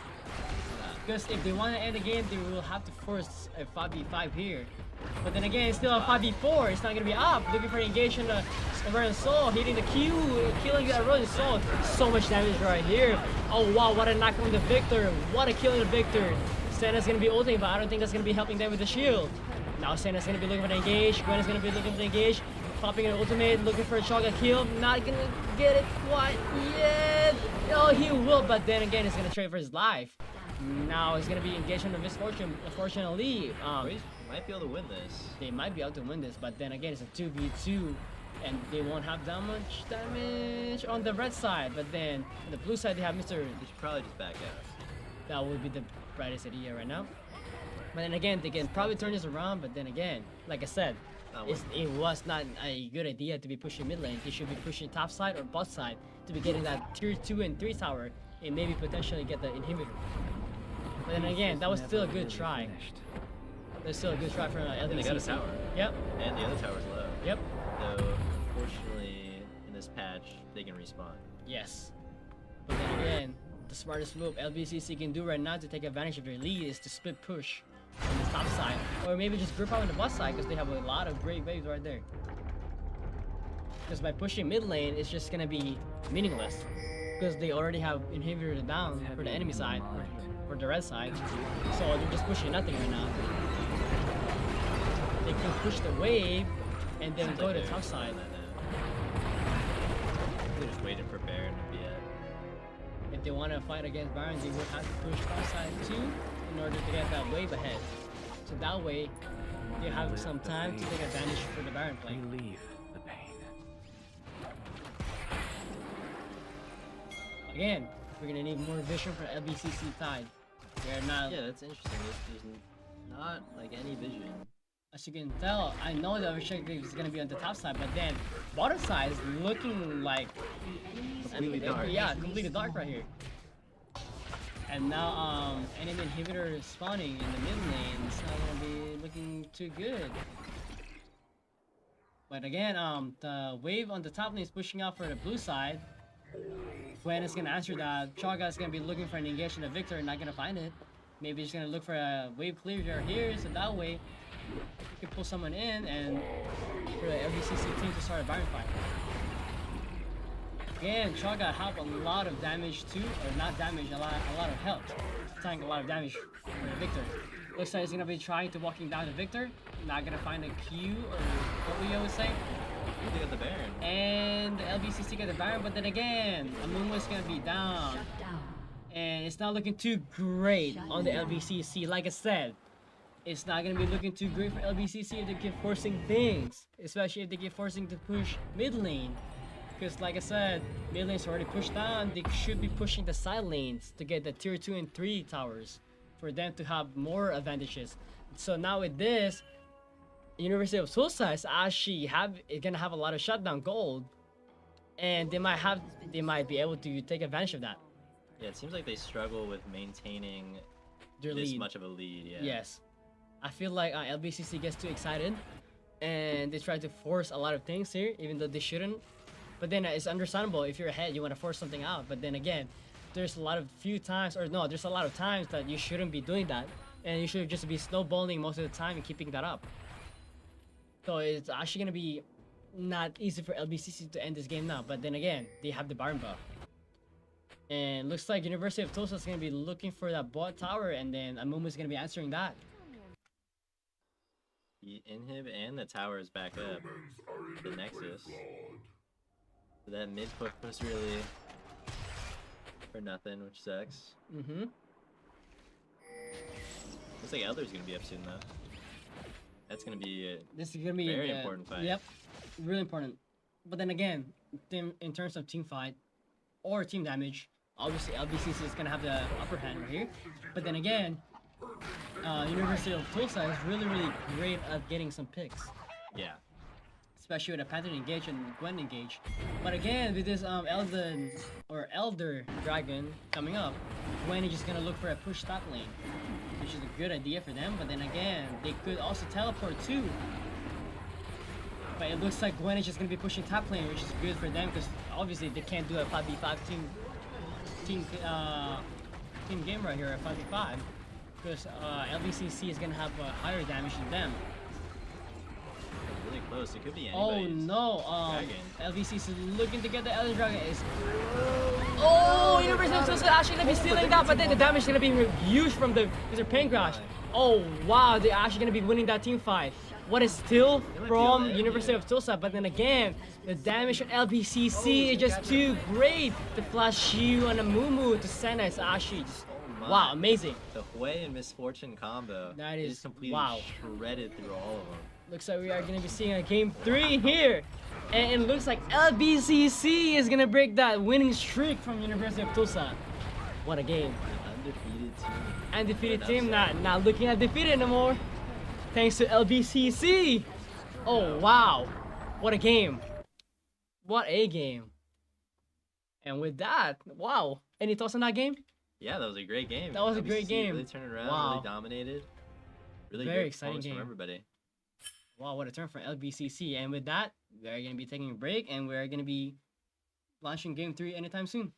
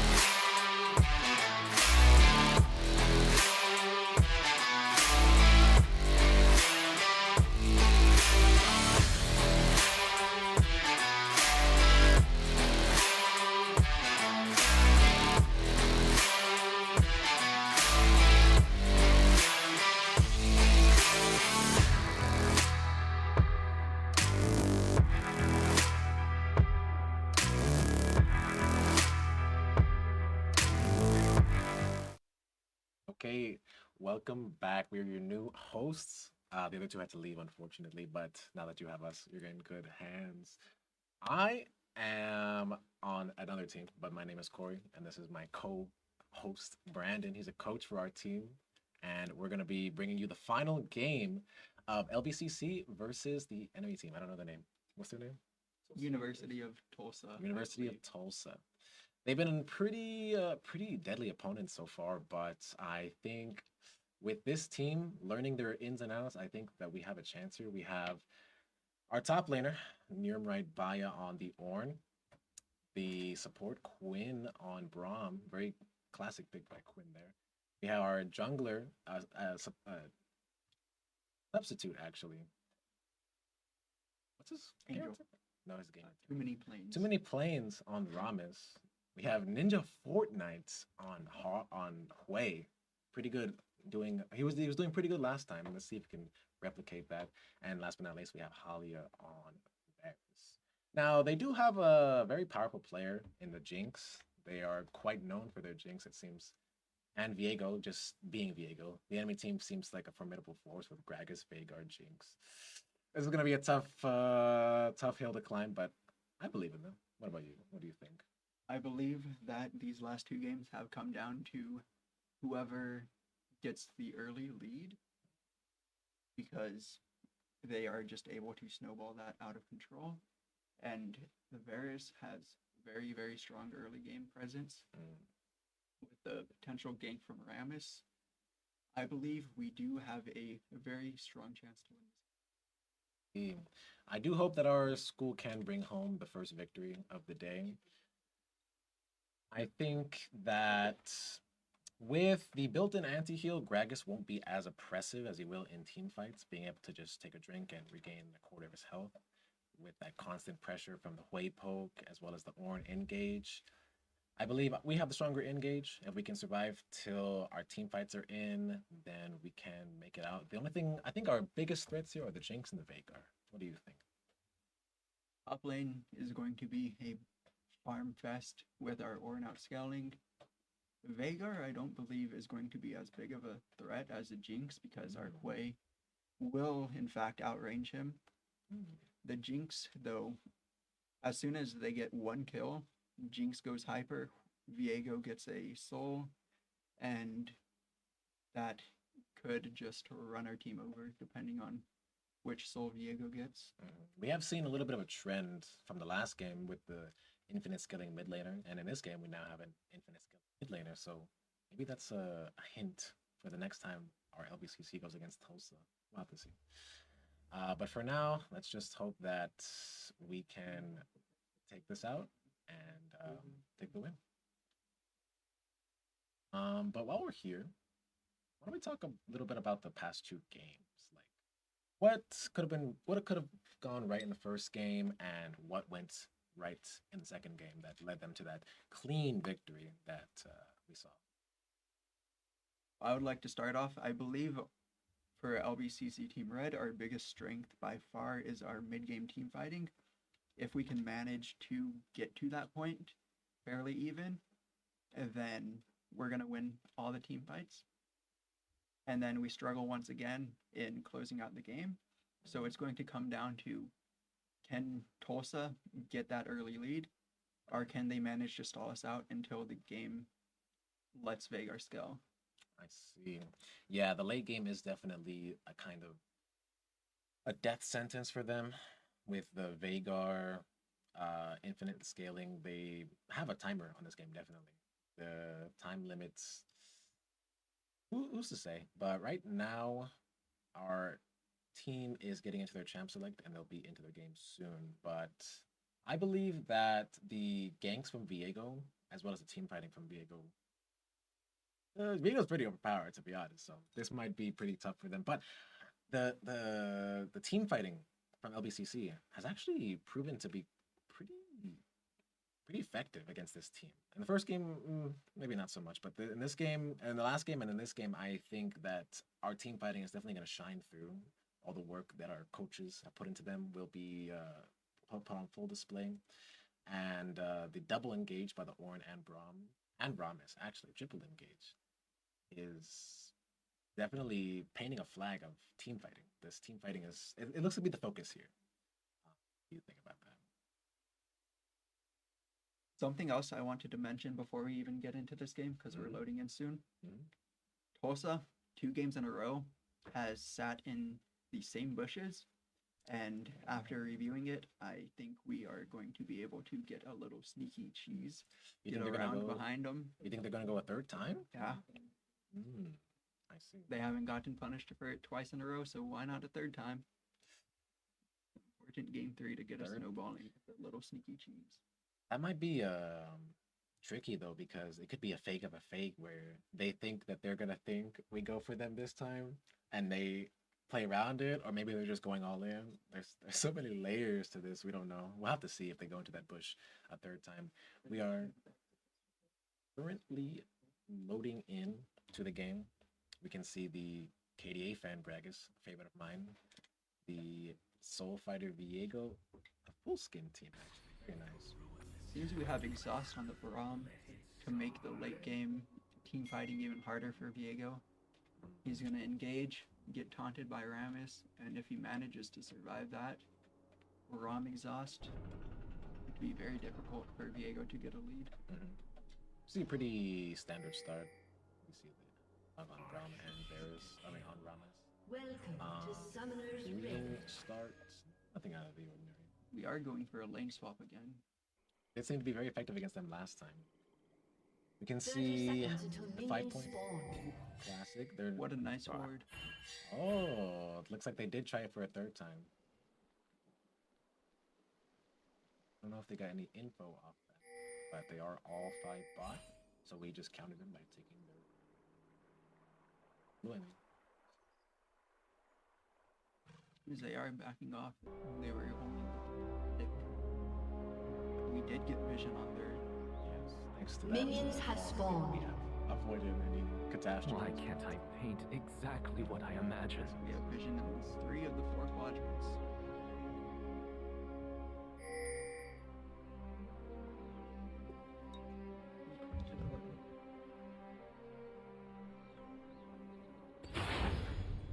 Ramis is in fact going for that I'm bust just a kill, trace of who I was. even though we saw them backing off. He's going to get punished for Yeah, that. he might meet his opponent. In the middle of this. Looks like Gragas Rom and the Varus. Oh, you can see that they're walking in. The Gragas Vex. Mid lane. Pretty passive. Bot lane now, we can see that they now have the info. Short swap once again. Maybe this time we can get around it. Hopefully not. As usual with lane swaps, they are being zoned off. Those things go see Orange. Nobody Luckily for Orin, they are pushing this wave pretty hard into him, Ooh. so he's not going to lose minions. You see the dodge of the Push parts. minus.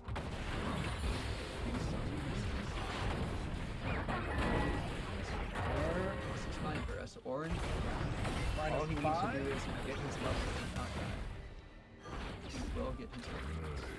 This is pretty good stuff. -6, truly a horrible play from top lane, but he has to win the game. Now in the mid lane, pretty passive. You can see he barely lost any mana. Life flows in currents. A slight Now in the bot lane, it looks like Orin has lost most of his health. But again, he's TP, back to lane, CS, and bot lane. We see they're going for the dive in bot lane. Will Orin be able to escape this? Or will Ramis be able to get there in time? Oh, looks like Ramis is on his way. We see the damage. Jinx W misses. Ramis is continuing to farm. Walking away. First blood. First blood from Tulsa.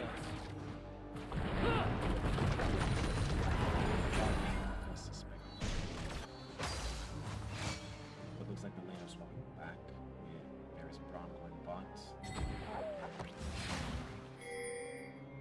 Keeping top top. Relive the pain. Relieve the Oh, pain. you can see a possibly sandwich in here with Rhymes over here. Nice cue in. Okay, we see a TP top as Orange is yes. Every mark should have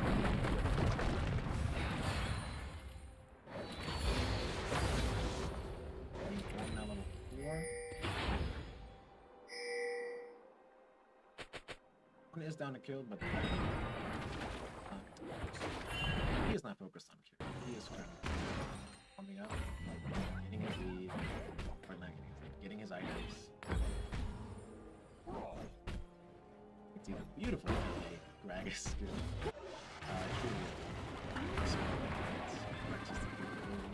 Rammus and Diego are fighting for the top. I have no choice. Diego ends up getting both of them. Unfortunate for Rammus. It's kind of so we can see a gank coming in the top. Rammus pings on Led.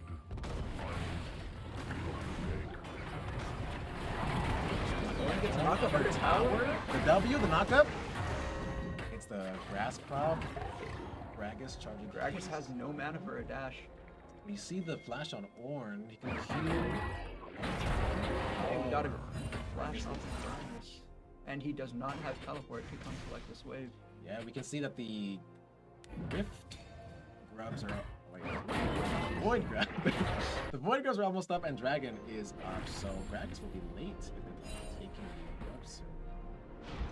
Ornn will be getting his level 6 soon, but he is. You can see Ornn warding the top push, preparing to.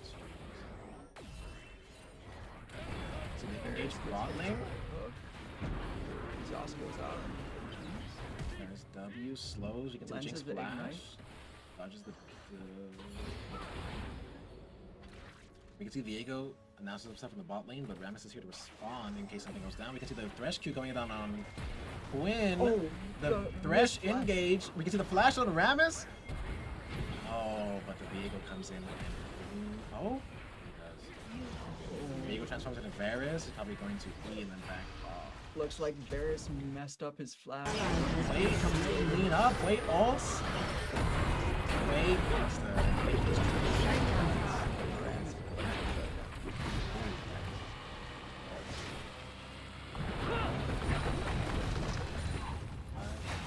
Art is empty without empathy.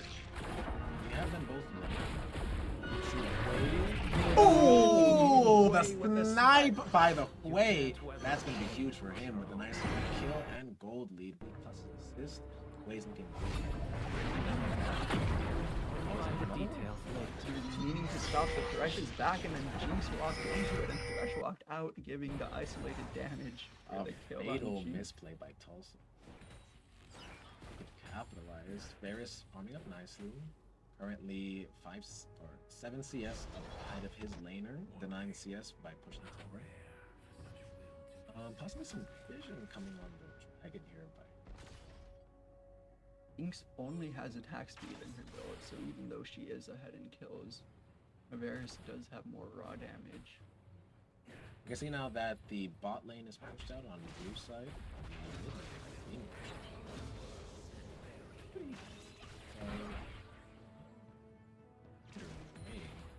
can see the Thresh walking up, looking for a Q, misses wide. On the top lane, you can see Skirmish coming out. The guy just takes some free, possibly. Missing the knife away. There's a keyword on the Drake. Thresh is Let's see. Premise. I don't like surprises. Eagle is top. Ag. We have mid lane. Big arm. What's heavy in the mind becomes light. Varus just hit 6. We can see dive coming bot. Rammus ult. Rammus ult, Varus ult, next, An and enemy has been slain. which is looking like a nice Drake opportunity. Yeah, with this, they can definitely do Drake. They're missing their ADC. We can see Diego's Diego mid. in the mid lane. The aftermath of that fight. Diego's sprinting straight for the dragon. Oh, perhaps a little bit of int. He's gonna get sandwiched by them. The Varus knockup incoming, followed by the taunt, and he gets out. Pause. This by LBCC. We seem to have technical difficulties. Green blacked out again. Yes, this has been a constant problem, unfortunately, for LBCC. It seems that those Alienware computers is a high tier, but LBCC has been gracious. Oh, Another disconnect. wait. We disconnected, readied back up, and disconnected again. Yes. What is going on? Luckily, we did not unpause. Yes, although we did actually, because in 1 second the game is now unpaused. Okay, We can we're see. back, we're back. Oh, he walks right into the stun. This might actually be the absolutely needed. That pause might actually have just been the breather that they needed to turn this around. We can see now Viego transformed into Varus. Viego transformed into Ramus, engaging in, stunning the Varus. The fresh Q misses, but Viego takes it. He transforms into Varus now. That leap ahead earlier. But Wait is Never really finished. They can't quite do that. You wish to think fast. You can start with a double top. Ramus taunts. He does have ult up though. Oh, he's out of mana, unfortunately. You can see Tulsa takes the first Drake of the game. It's their feats of war. All they need is one more objective or one tower to claim the feats. You can see Jinx gets Varus R, gets the Ram Q, is gonna get stunned by the Ram Q. That's it. Easy. Just overextended that position.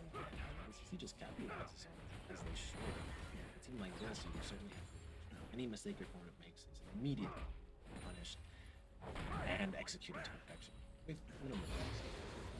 See, hey, now 2 levels above the rest. Top lane usually has the XP lead. We can see Thresh on his own. His Jinx had just died, so he's a bit of danger for some hope here. The Bramble or the bone plating is triggered. We can see Varus has a buy. Alvi is going to want it back. Why? I think everyone can name the tankiness they have from Gragas and Thresh. Veigar seems to be getting a very late ages. He will not be keeping up with what got people that fight. That's Create exceptional the hope, quiet. by the way. Find. Viego spotted top going for the You can see the flame.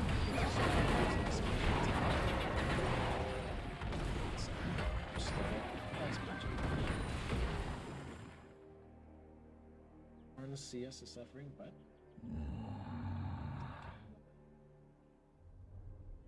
second set of grubs are almost up, and we're gonna want to get them this time. You're sending Ram and Ramus back. Orthodox gang, but will it turn out? We can see Viego top. Okay, we notice it. Viego's wanting to get the 6 grubs.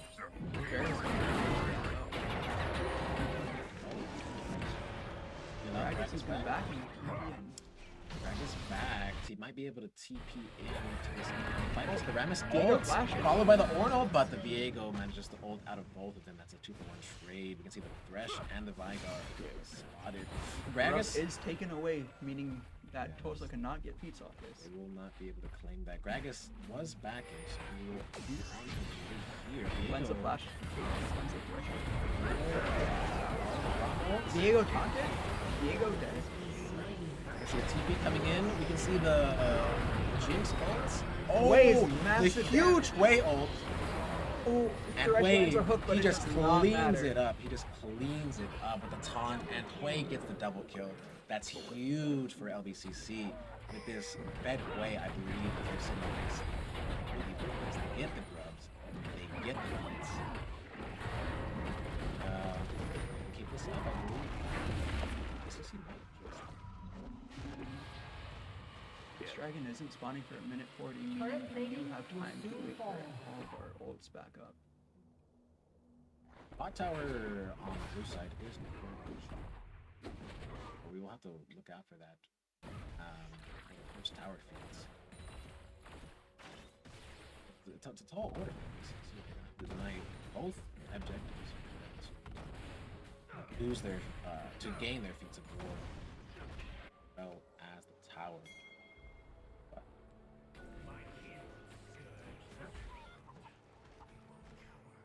the Orn catching up in CS. Varus is currently alone as Varus just doing some long range farming. We don't see the big bots. Spot Thresh in the bot lane. Jinx. Where is Jinx? Oh, we can see Jinx joining her friend. She is spot. Gragas is attempting to proxy to get the first tower to force the feats before this dragon spawn. That is a smart play by Greg. You see the Hui is responding to this to deny the proxy. Perhaps his... Oh! We have a fight brewing in the bot lane with Thresh sitting in this bush. Rom tries to zone him off. Gragas is continuing to proxy. I believe he does not have teleport after losing it for the grubs. Dragon is almost up. We can see Jinx caught. But Thresh is out. Behind. Diego was more than likely Gragas is no longer proxying. He might have backed to join them in this fight. He could possibly be looking for a pick on the play here. Gragas did build his first item, so he is pretty... Again, Thresh Q's onto the Grom, which then Grom knock up on the Jinx. Uses that opportunity to ult onto the enemy team. The enemy team is split. The cage misses, but our Rammus is split up. Rammus gets Q'd, and I believe Rammus... Jinx is going hyper, and Viego has stolen the Rammus. Way ult onto the Viego. Viego manages to ult to avoid the damage. And it looks like they're giving this up, meaning that Tulsa will in fact claim the feats. Looking not too bad. Oh, unfortunately, Vhagar manages to hit his stun W combo.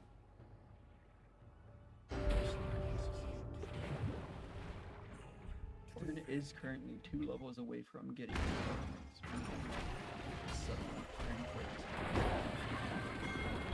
Are very powerful.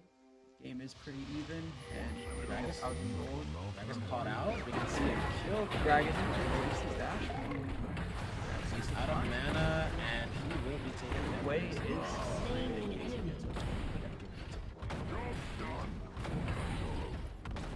Thresh in our bot jungle. Vhagar Vision pushing mid alone. Oh, Way's lead is just continuing to get better. The enemy. Good, yes!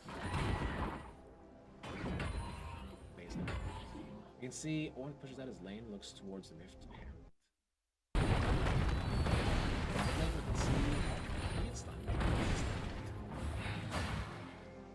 Teleport going up. Mid laner has his level 1. Give me your full attention. TP coming in from the mid lane to defend his tower from Jinx Thresh. Diego is majority of their carry moves. Will they be able to with danger? Still pushing top, more than likely going to take that tower. Thresh and Your Jinx turret have has both been- rotated mid and caught Wei without a TP. He'll be late to this upgrade. If he does that.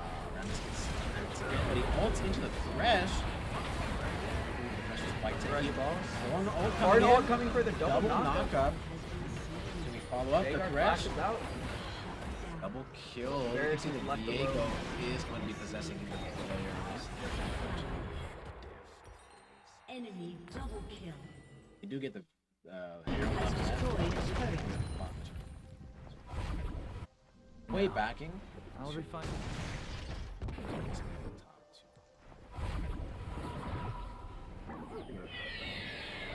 That's his second item. Their win condition is a sheer lead that he has with Veigar now. Wait, still has his lead potions from Just speaks to his Your turret has been You can see a destroyed. little bit of a skirmish coming in the mid lane as they rift charge into the tower. Chunky and quite a lot. They're gonna try to rush This is going to get hyper. Rush Q misses. Rammus just running around. I don't see any of the enemies. Greg is more than likely lurking around. We can see bots. Still has their tier 2 tower. Every other lane is pushed all the way to tier 2 without any return otherwise other than the bot lane. Otacon is spawning in 10 more seconds. Will we fight for this, or will we leave it up to trade for another objective? This is the Voracious Otacon though, so despite them being down dragons, I do believe that if it comes to it, they can do it. Is debatably weaker than let's see, 3 bots way along with looking for a pig or maybe just a vision. See that top reaching and skirmishing. Blows, building grasp. Veigar spotted bot, possibly so. We can see one. Wait to level 13. Spotted.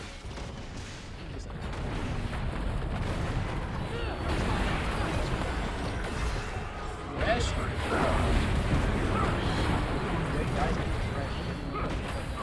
have slain an enemy. Big shutdown, but they went to the wrong person. LBCC actually is quite fine. Veigar is very low, meaning it is quite risky to start the Otacon. We can see that Diego might have stayed for too long, but as always. Gragas and Jinx are above them. Oh, this might be a sandwich. Viego was just spotted, but they're not that sure. Gragas is doing something for his Sunfire. Your turret has been destroyed. Although Hui is the majority of the team's damage right now, Ceramis now hitting 2 items. They appear to be into doing a dragon. Viego, who's the most fed, will be a threat they cannot attack. TULSA now on soul points. Ocean Soul, not the biggest threat, but nonetheless still a threat. The only anti-heal that they currently have on their team is Eris. Facing Ocean Soul, I don't think that wait to give up without taking the dragon. But Thresh is seen moving to the Otacon. Their vision is getting clear. getting ready for that Otacon. Will they give it to focus on getting these towers and the tower bounties? Ornn has hit level 13, meaning he has his own Ornn item, and is desperately trying to hit level 14 before a major fight. They do appear to be trying to deny this Otacon. The Thresh engages onto the Braum. Play damage is very scary for this. Rammus ult in. Wait, coming in with Otacon. Enemy killing spree. Got a Rammus ults. But Your team has destroyed a turret.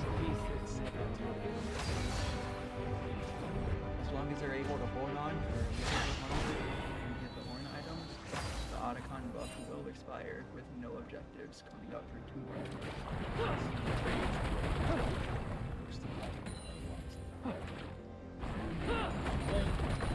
Good.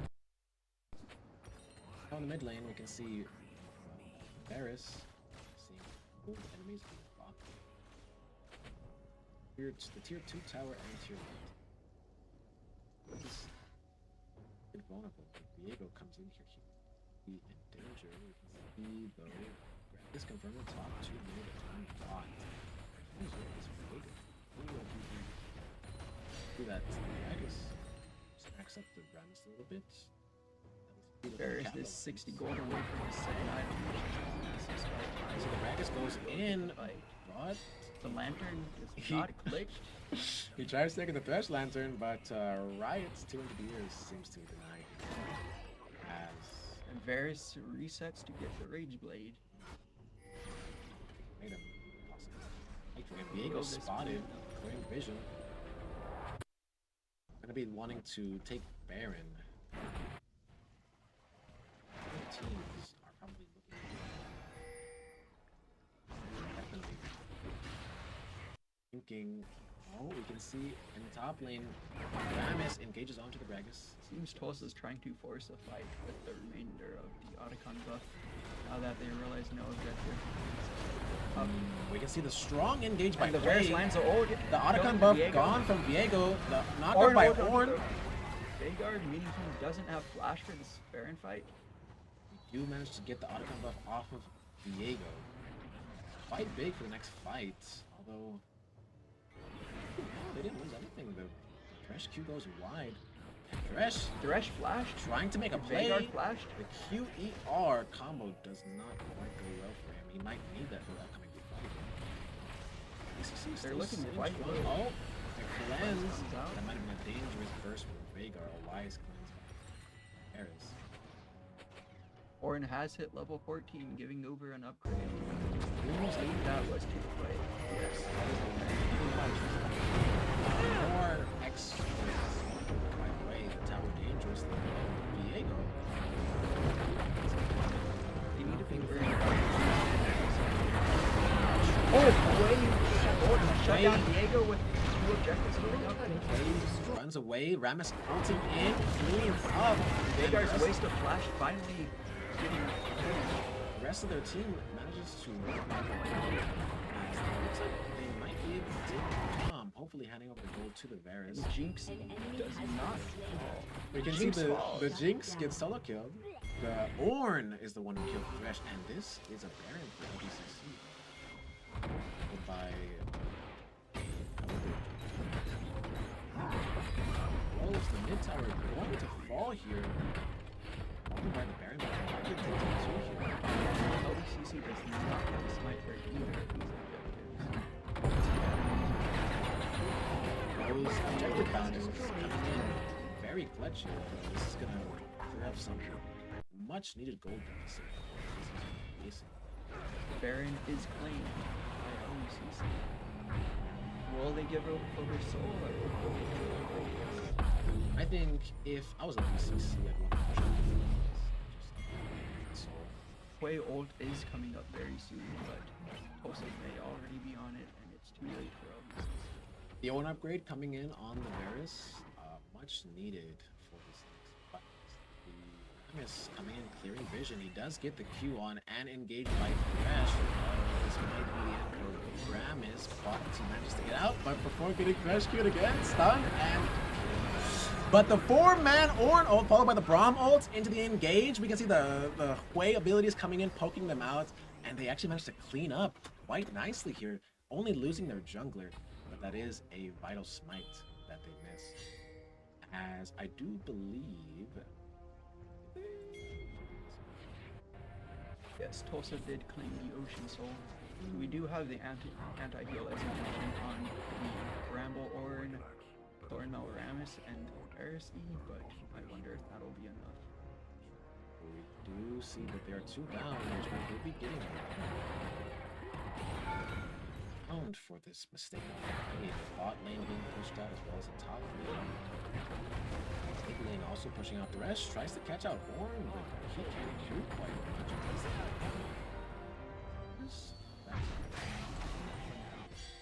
Top tower is with 1 HP due to the Thresh. The enemy team is up, so it is wise to back off. They're doing great with the tower. The enemy team. It is one mistake by LBCC. The streak will continue. We can see Varus building Terminus, looking for that little bit of tankiness to last in those teams. Do have quite a bit of burst. The Thresh Qs have been landing quite frequently, but thankfully, Amis has been there to back up. Orn, once again. Wait a little bit. We do see the vehicle tops. Oh, yeah. Enemy team pushing their individual lanes. We see the Thresh vehicle mid. There's only about 30 seconds left on the Baron. Need to push as far as they can. We do see the Thresh coming. Thresh and Viego both coming bot. They want to catch out the possible lead on here.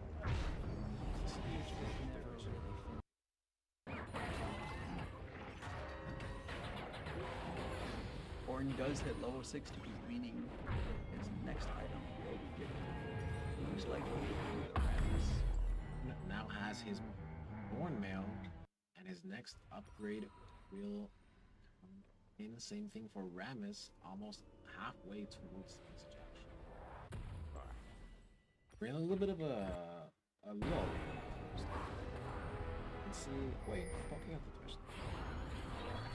Behind the back, some much needed help coming in. There are 3 currently spotted bot. Creativity is Diego limitless, missing. or better.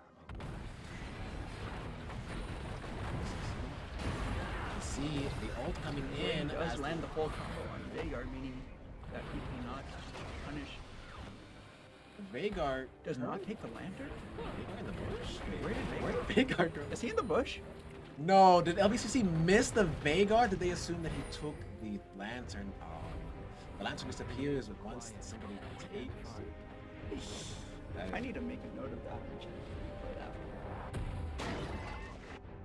If they miss that free Veigar, that might be fatal, depending on how this match outcome goes. Maybe a case of tunnel vision by LBCC. There's a mental mind control of the Thresh by them not killing the Veigar.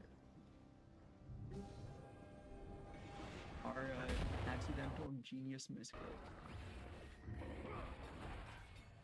I do believe the lantern disappears much more. Yes.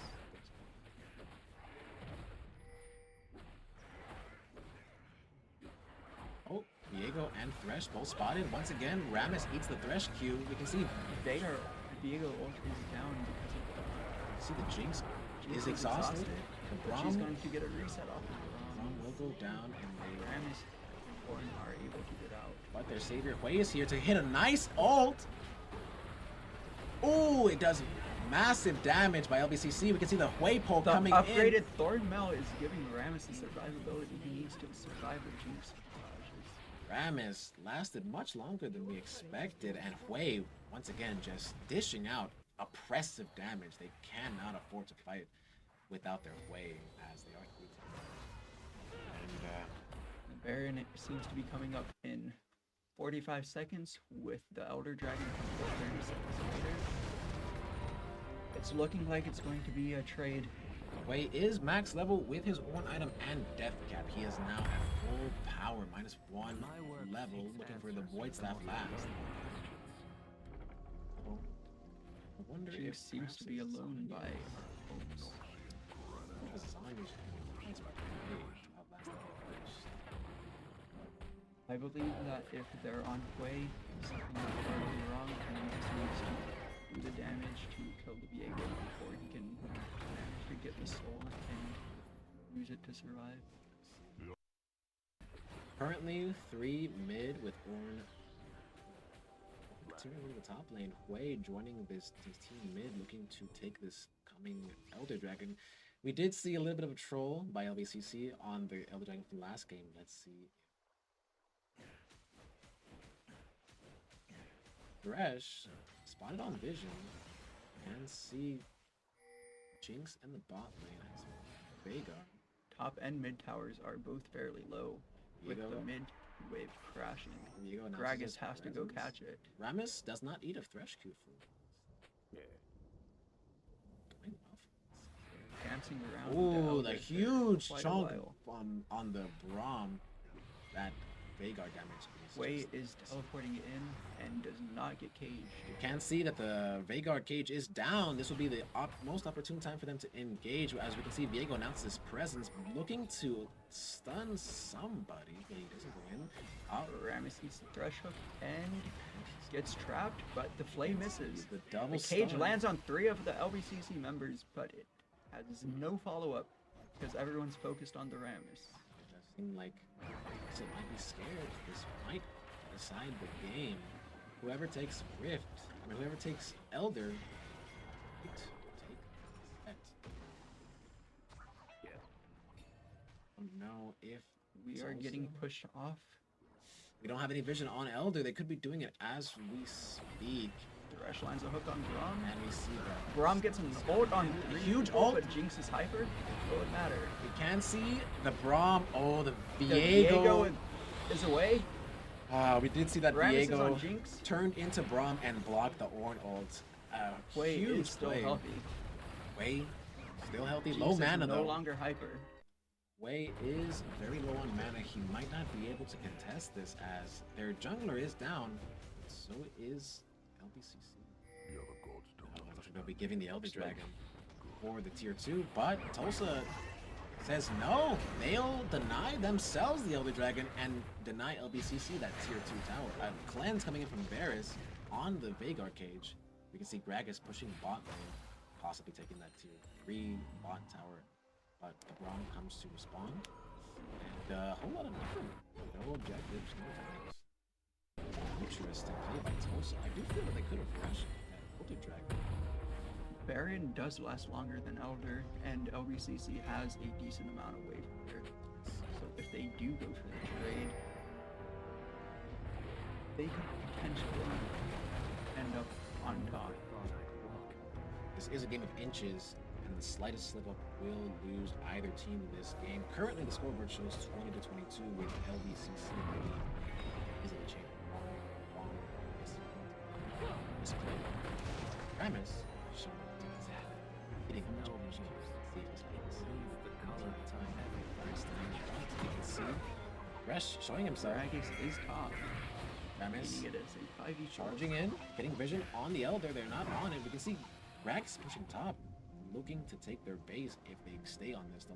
Now LBCC has been given a timer by the Gragas. The longer they stay here, the more the top is going to push everything. Looking to rush starting it. the Elder Dragon. They have the knowledge that Smartly, they're dragging it out. Gragas is not there. They want to deny their enemy vision as they see the Gragas continue to push top. Way helping. The Gragas TP coming in. They're looking to fight. Veigar separated. LBCC kicked off the Elder. Ooh, the Wei caught out. The Wei ult onto the Gragas, doing decent damage, but I do believe TULSA is going to finish up this Elder. An attempt at steal by Ornn, knocking up the Thresh and killing the Rammus. Viego will be taking that Rammus and possibly engaging into Ornn. Oh, just as predicted, Ornn might go down from that Viego. And I do believe that might Shut be down. the game for LBCC. But they have their 2 main carries. Their tanks are down, their carries are alive. Let's see if their carries stay true to their name and save this game. Awesome. First of all, Elder buff is up. And ooh. Braum valiantly takes the hook. But the Elder buff just says Varus no. walks up and gets hit by the play. And unless 1v9 will be coming in from Wei, I do believe this might be it. Oh, TULSA has backing no up. minion wave. Who contested tower is coming up. Wave management might have saved this game. The Ornn coming back up in 10 seconds. Wei ult does have the potential. Oh! Wei saves the game for his Thresh and teammates. Viego fall. And The with Elder 1 buff- minute on the respawn timer, The Elder they buff do is have a still timer to push. up, though. This might be dangerous for LBCC to try to overextend that Elder buff and just deny them anything they want. it down. Baron waiting for something. Both teleports on the side of Tulsa are still down. So, if a play similar to what Tulsa pulled off at Elder is done around Baron, LBCC has the opportunity to shove out for these side towers and gain a lead. LBCC is telegraphing that they want to take this Baron buff. They want to save this game. You can see that Tulsa He's sees them. spotted. They are now Teleport comes through fully right way. aware. Gragas is in the bot river. And With Gragas, no teleport. yes, no TP. This could be good, but careful. They Way still is have. over the wall. Ooh, that Elder buff is still coming in. A double ult coming in from LBCC, taking out the Jinx. Oh, not quite. The Jinx just gets chunked, but they Baron do is secure. manage to secure that Baron. Rammus ults Rammus over the wall. is out, leaving the Varus to die. Will Ornn make it? Or quite tanky, but the CC Ornn falls. they lost 3 from that Baron. I think that was quite worth it, as Tulsa still with their Baron buff might just shove this in. A defensive Baron buff, though, might save this. The Elder buff now down. They're in a 2v5 situation. Can LBCC pull it off? Can Hui carry the game on his Second shoulders? Nexus Tower is respawning. Approximately 1 minute. Will LBCC be able to hold out Oh, long enough? the Hui gets engaged. You can see the ult, and that is... They couldn't quite overcome the pressure that Tulsa applied. Very, very close. Indeed, Game the 3. Hui... 60,000 damage coming through from Hui. Yes, Hui almost manages to take that game for his team, but also with their perfect record not being besmirched fully, it's also still an unstoppable force, and LBCC just couldn't. LBCC Team Red is 1-1 after this game.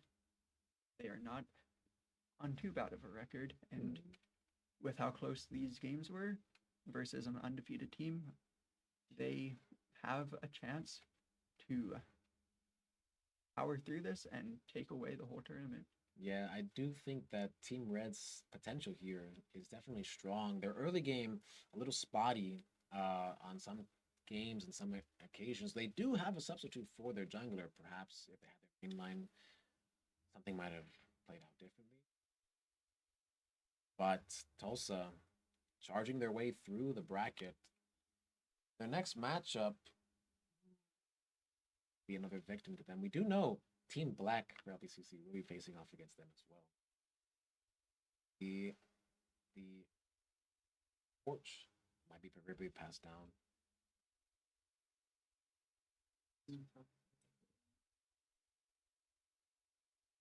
But that will end the set for Tulsa versus LBCC with a 2-1 or Yes, 2-1. yes, for 2-1 Tulsa. with Tulsa taking the victory in the third game. What do you think could have gone differently there in that game? I believe, once again, as we brought up before the game, whoever wins the early game, it seems they're just able to snowball it. And LBCC, although their mid game is much stronger, they're not able to bring back the deficit from the early game. So the Ornn unfortunately dying and Rammus not being able to get bot in time to cover it, I believe was a deciding factor. What about you, Corey? I do think that Viego's knowledge on the transformations, we did see the incredible play, to credit to Tulsa, where he did transform into the Braum and then block the Ornn ult. I do think that the Viego might have been a hidden carry there with his plays and his positioning. I think perhaps if we had more jungle prio on LBCC with those objectives, giving up all the dragons instead of, or taking some of the dragons instead of giving them all up, we might have seen a different outcome here, but I'm not sure if might have gone any differently with the main jungler. What's his name? Notorious. Notorious, right? No longer has Fizz as his name. But I do think that Wei played out of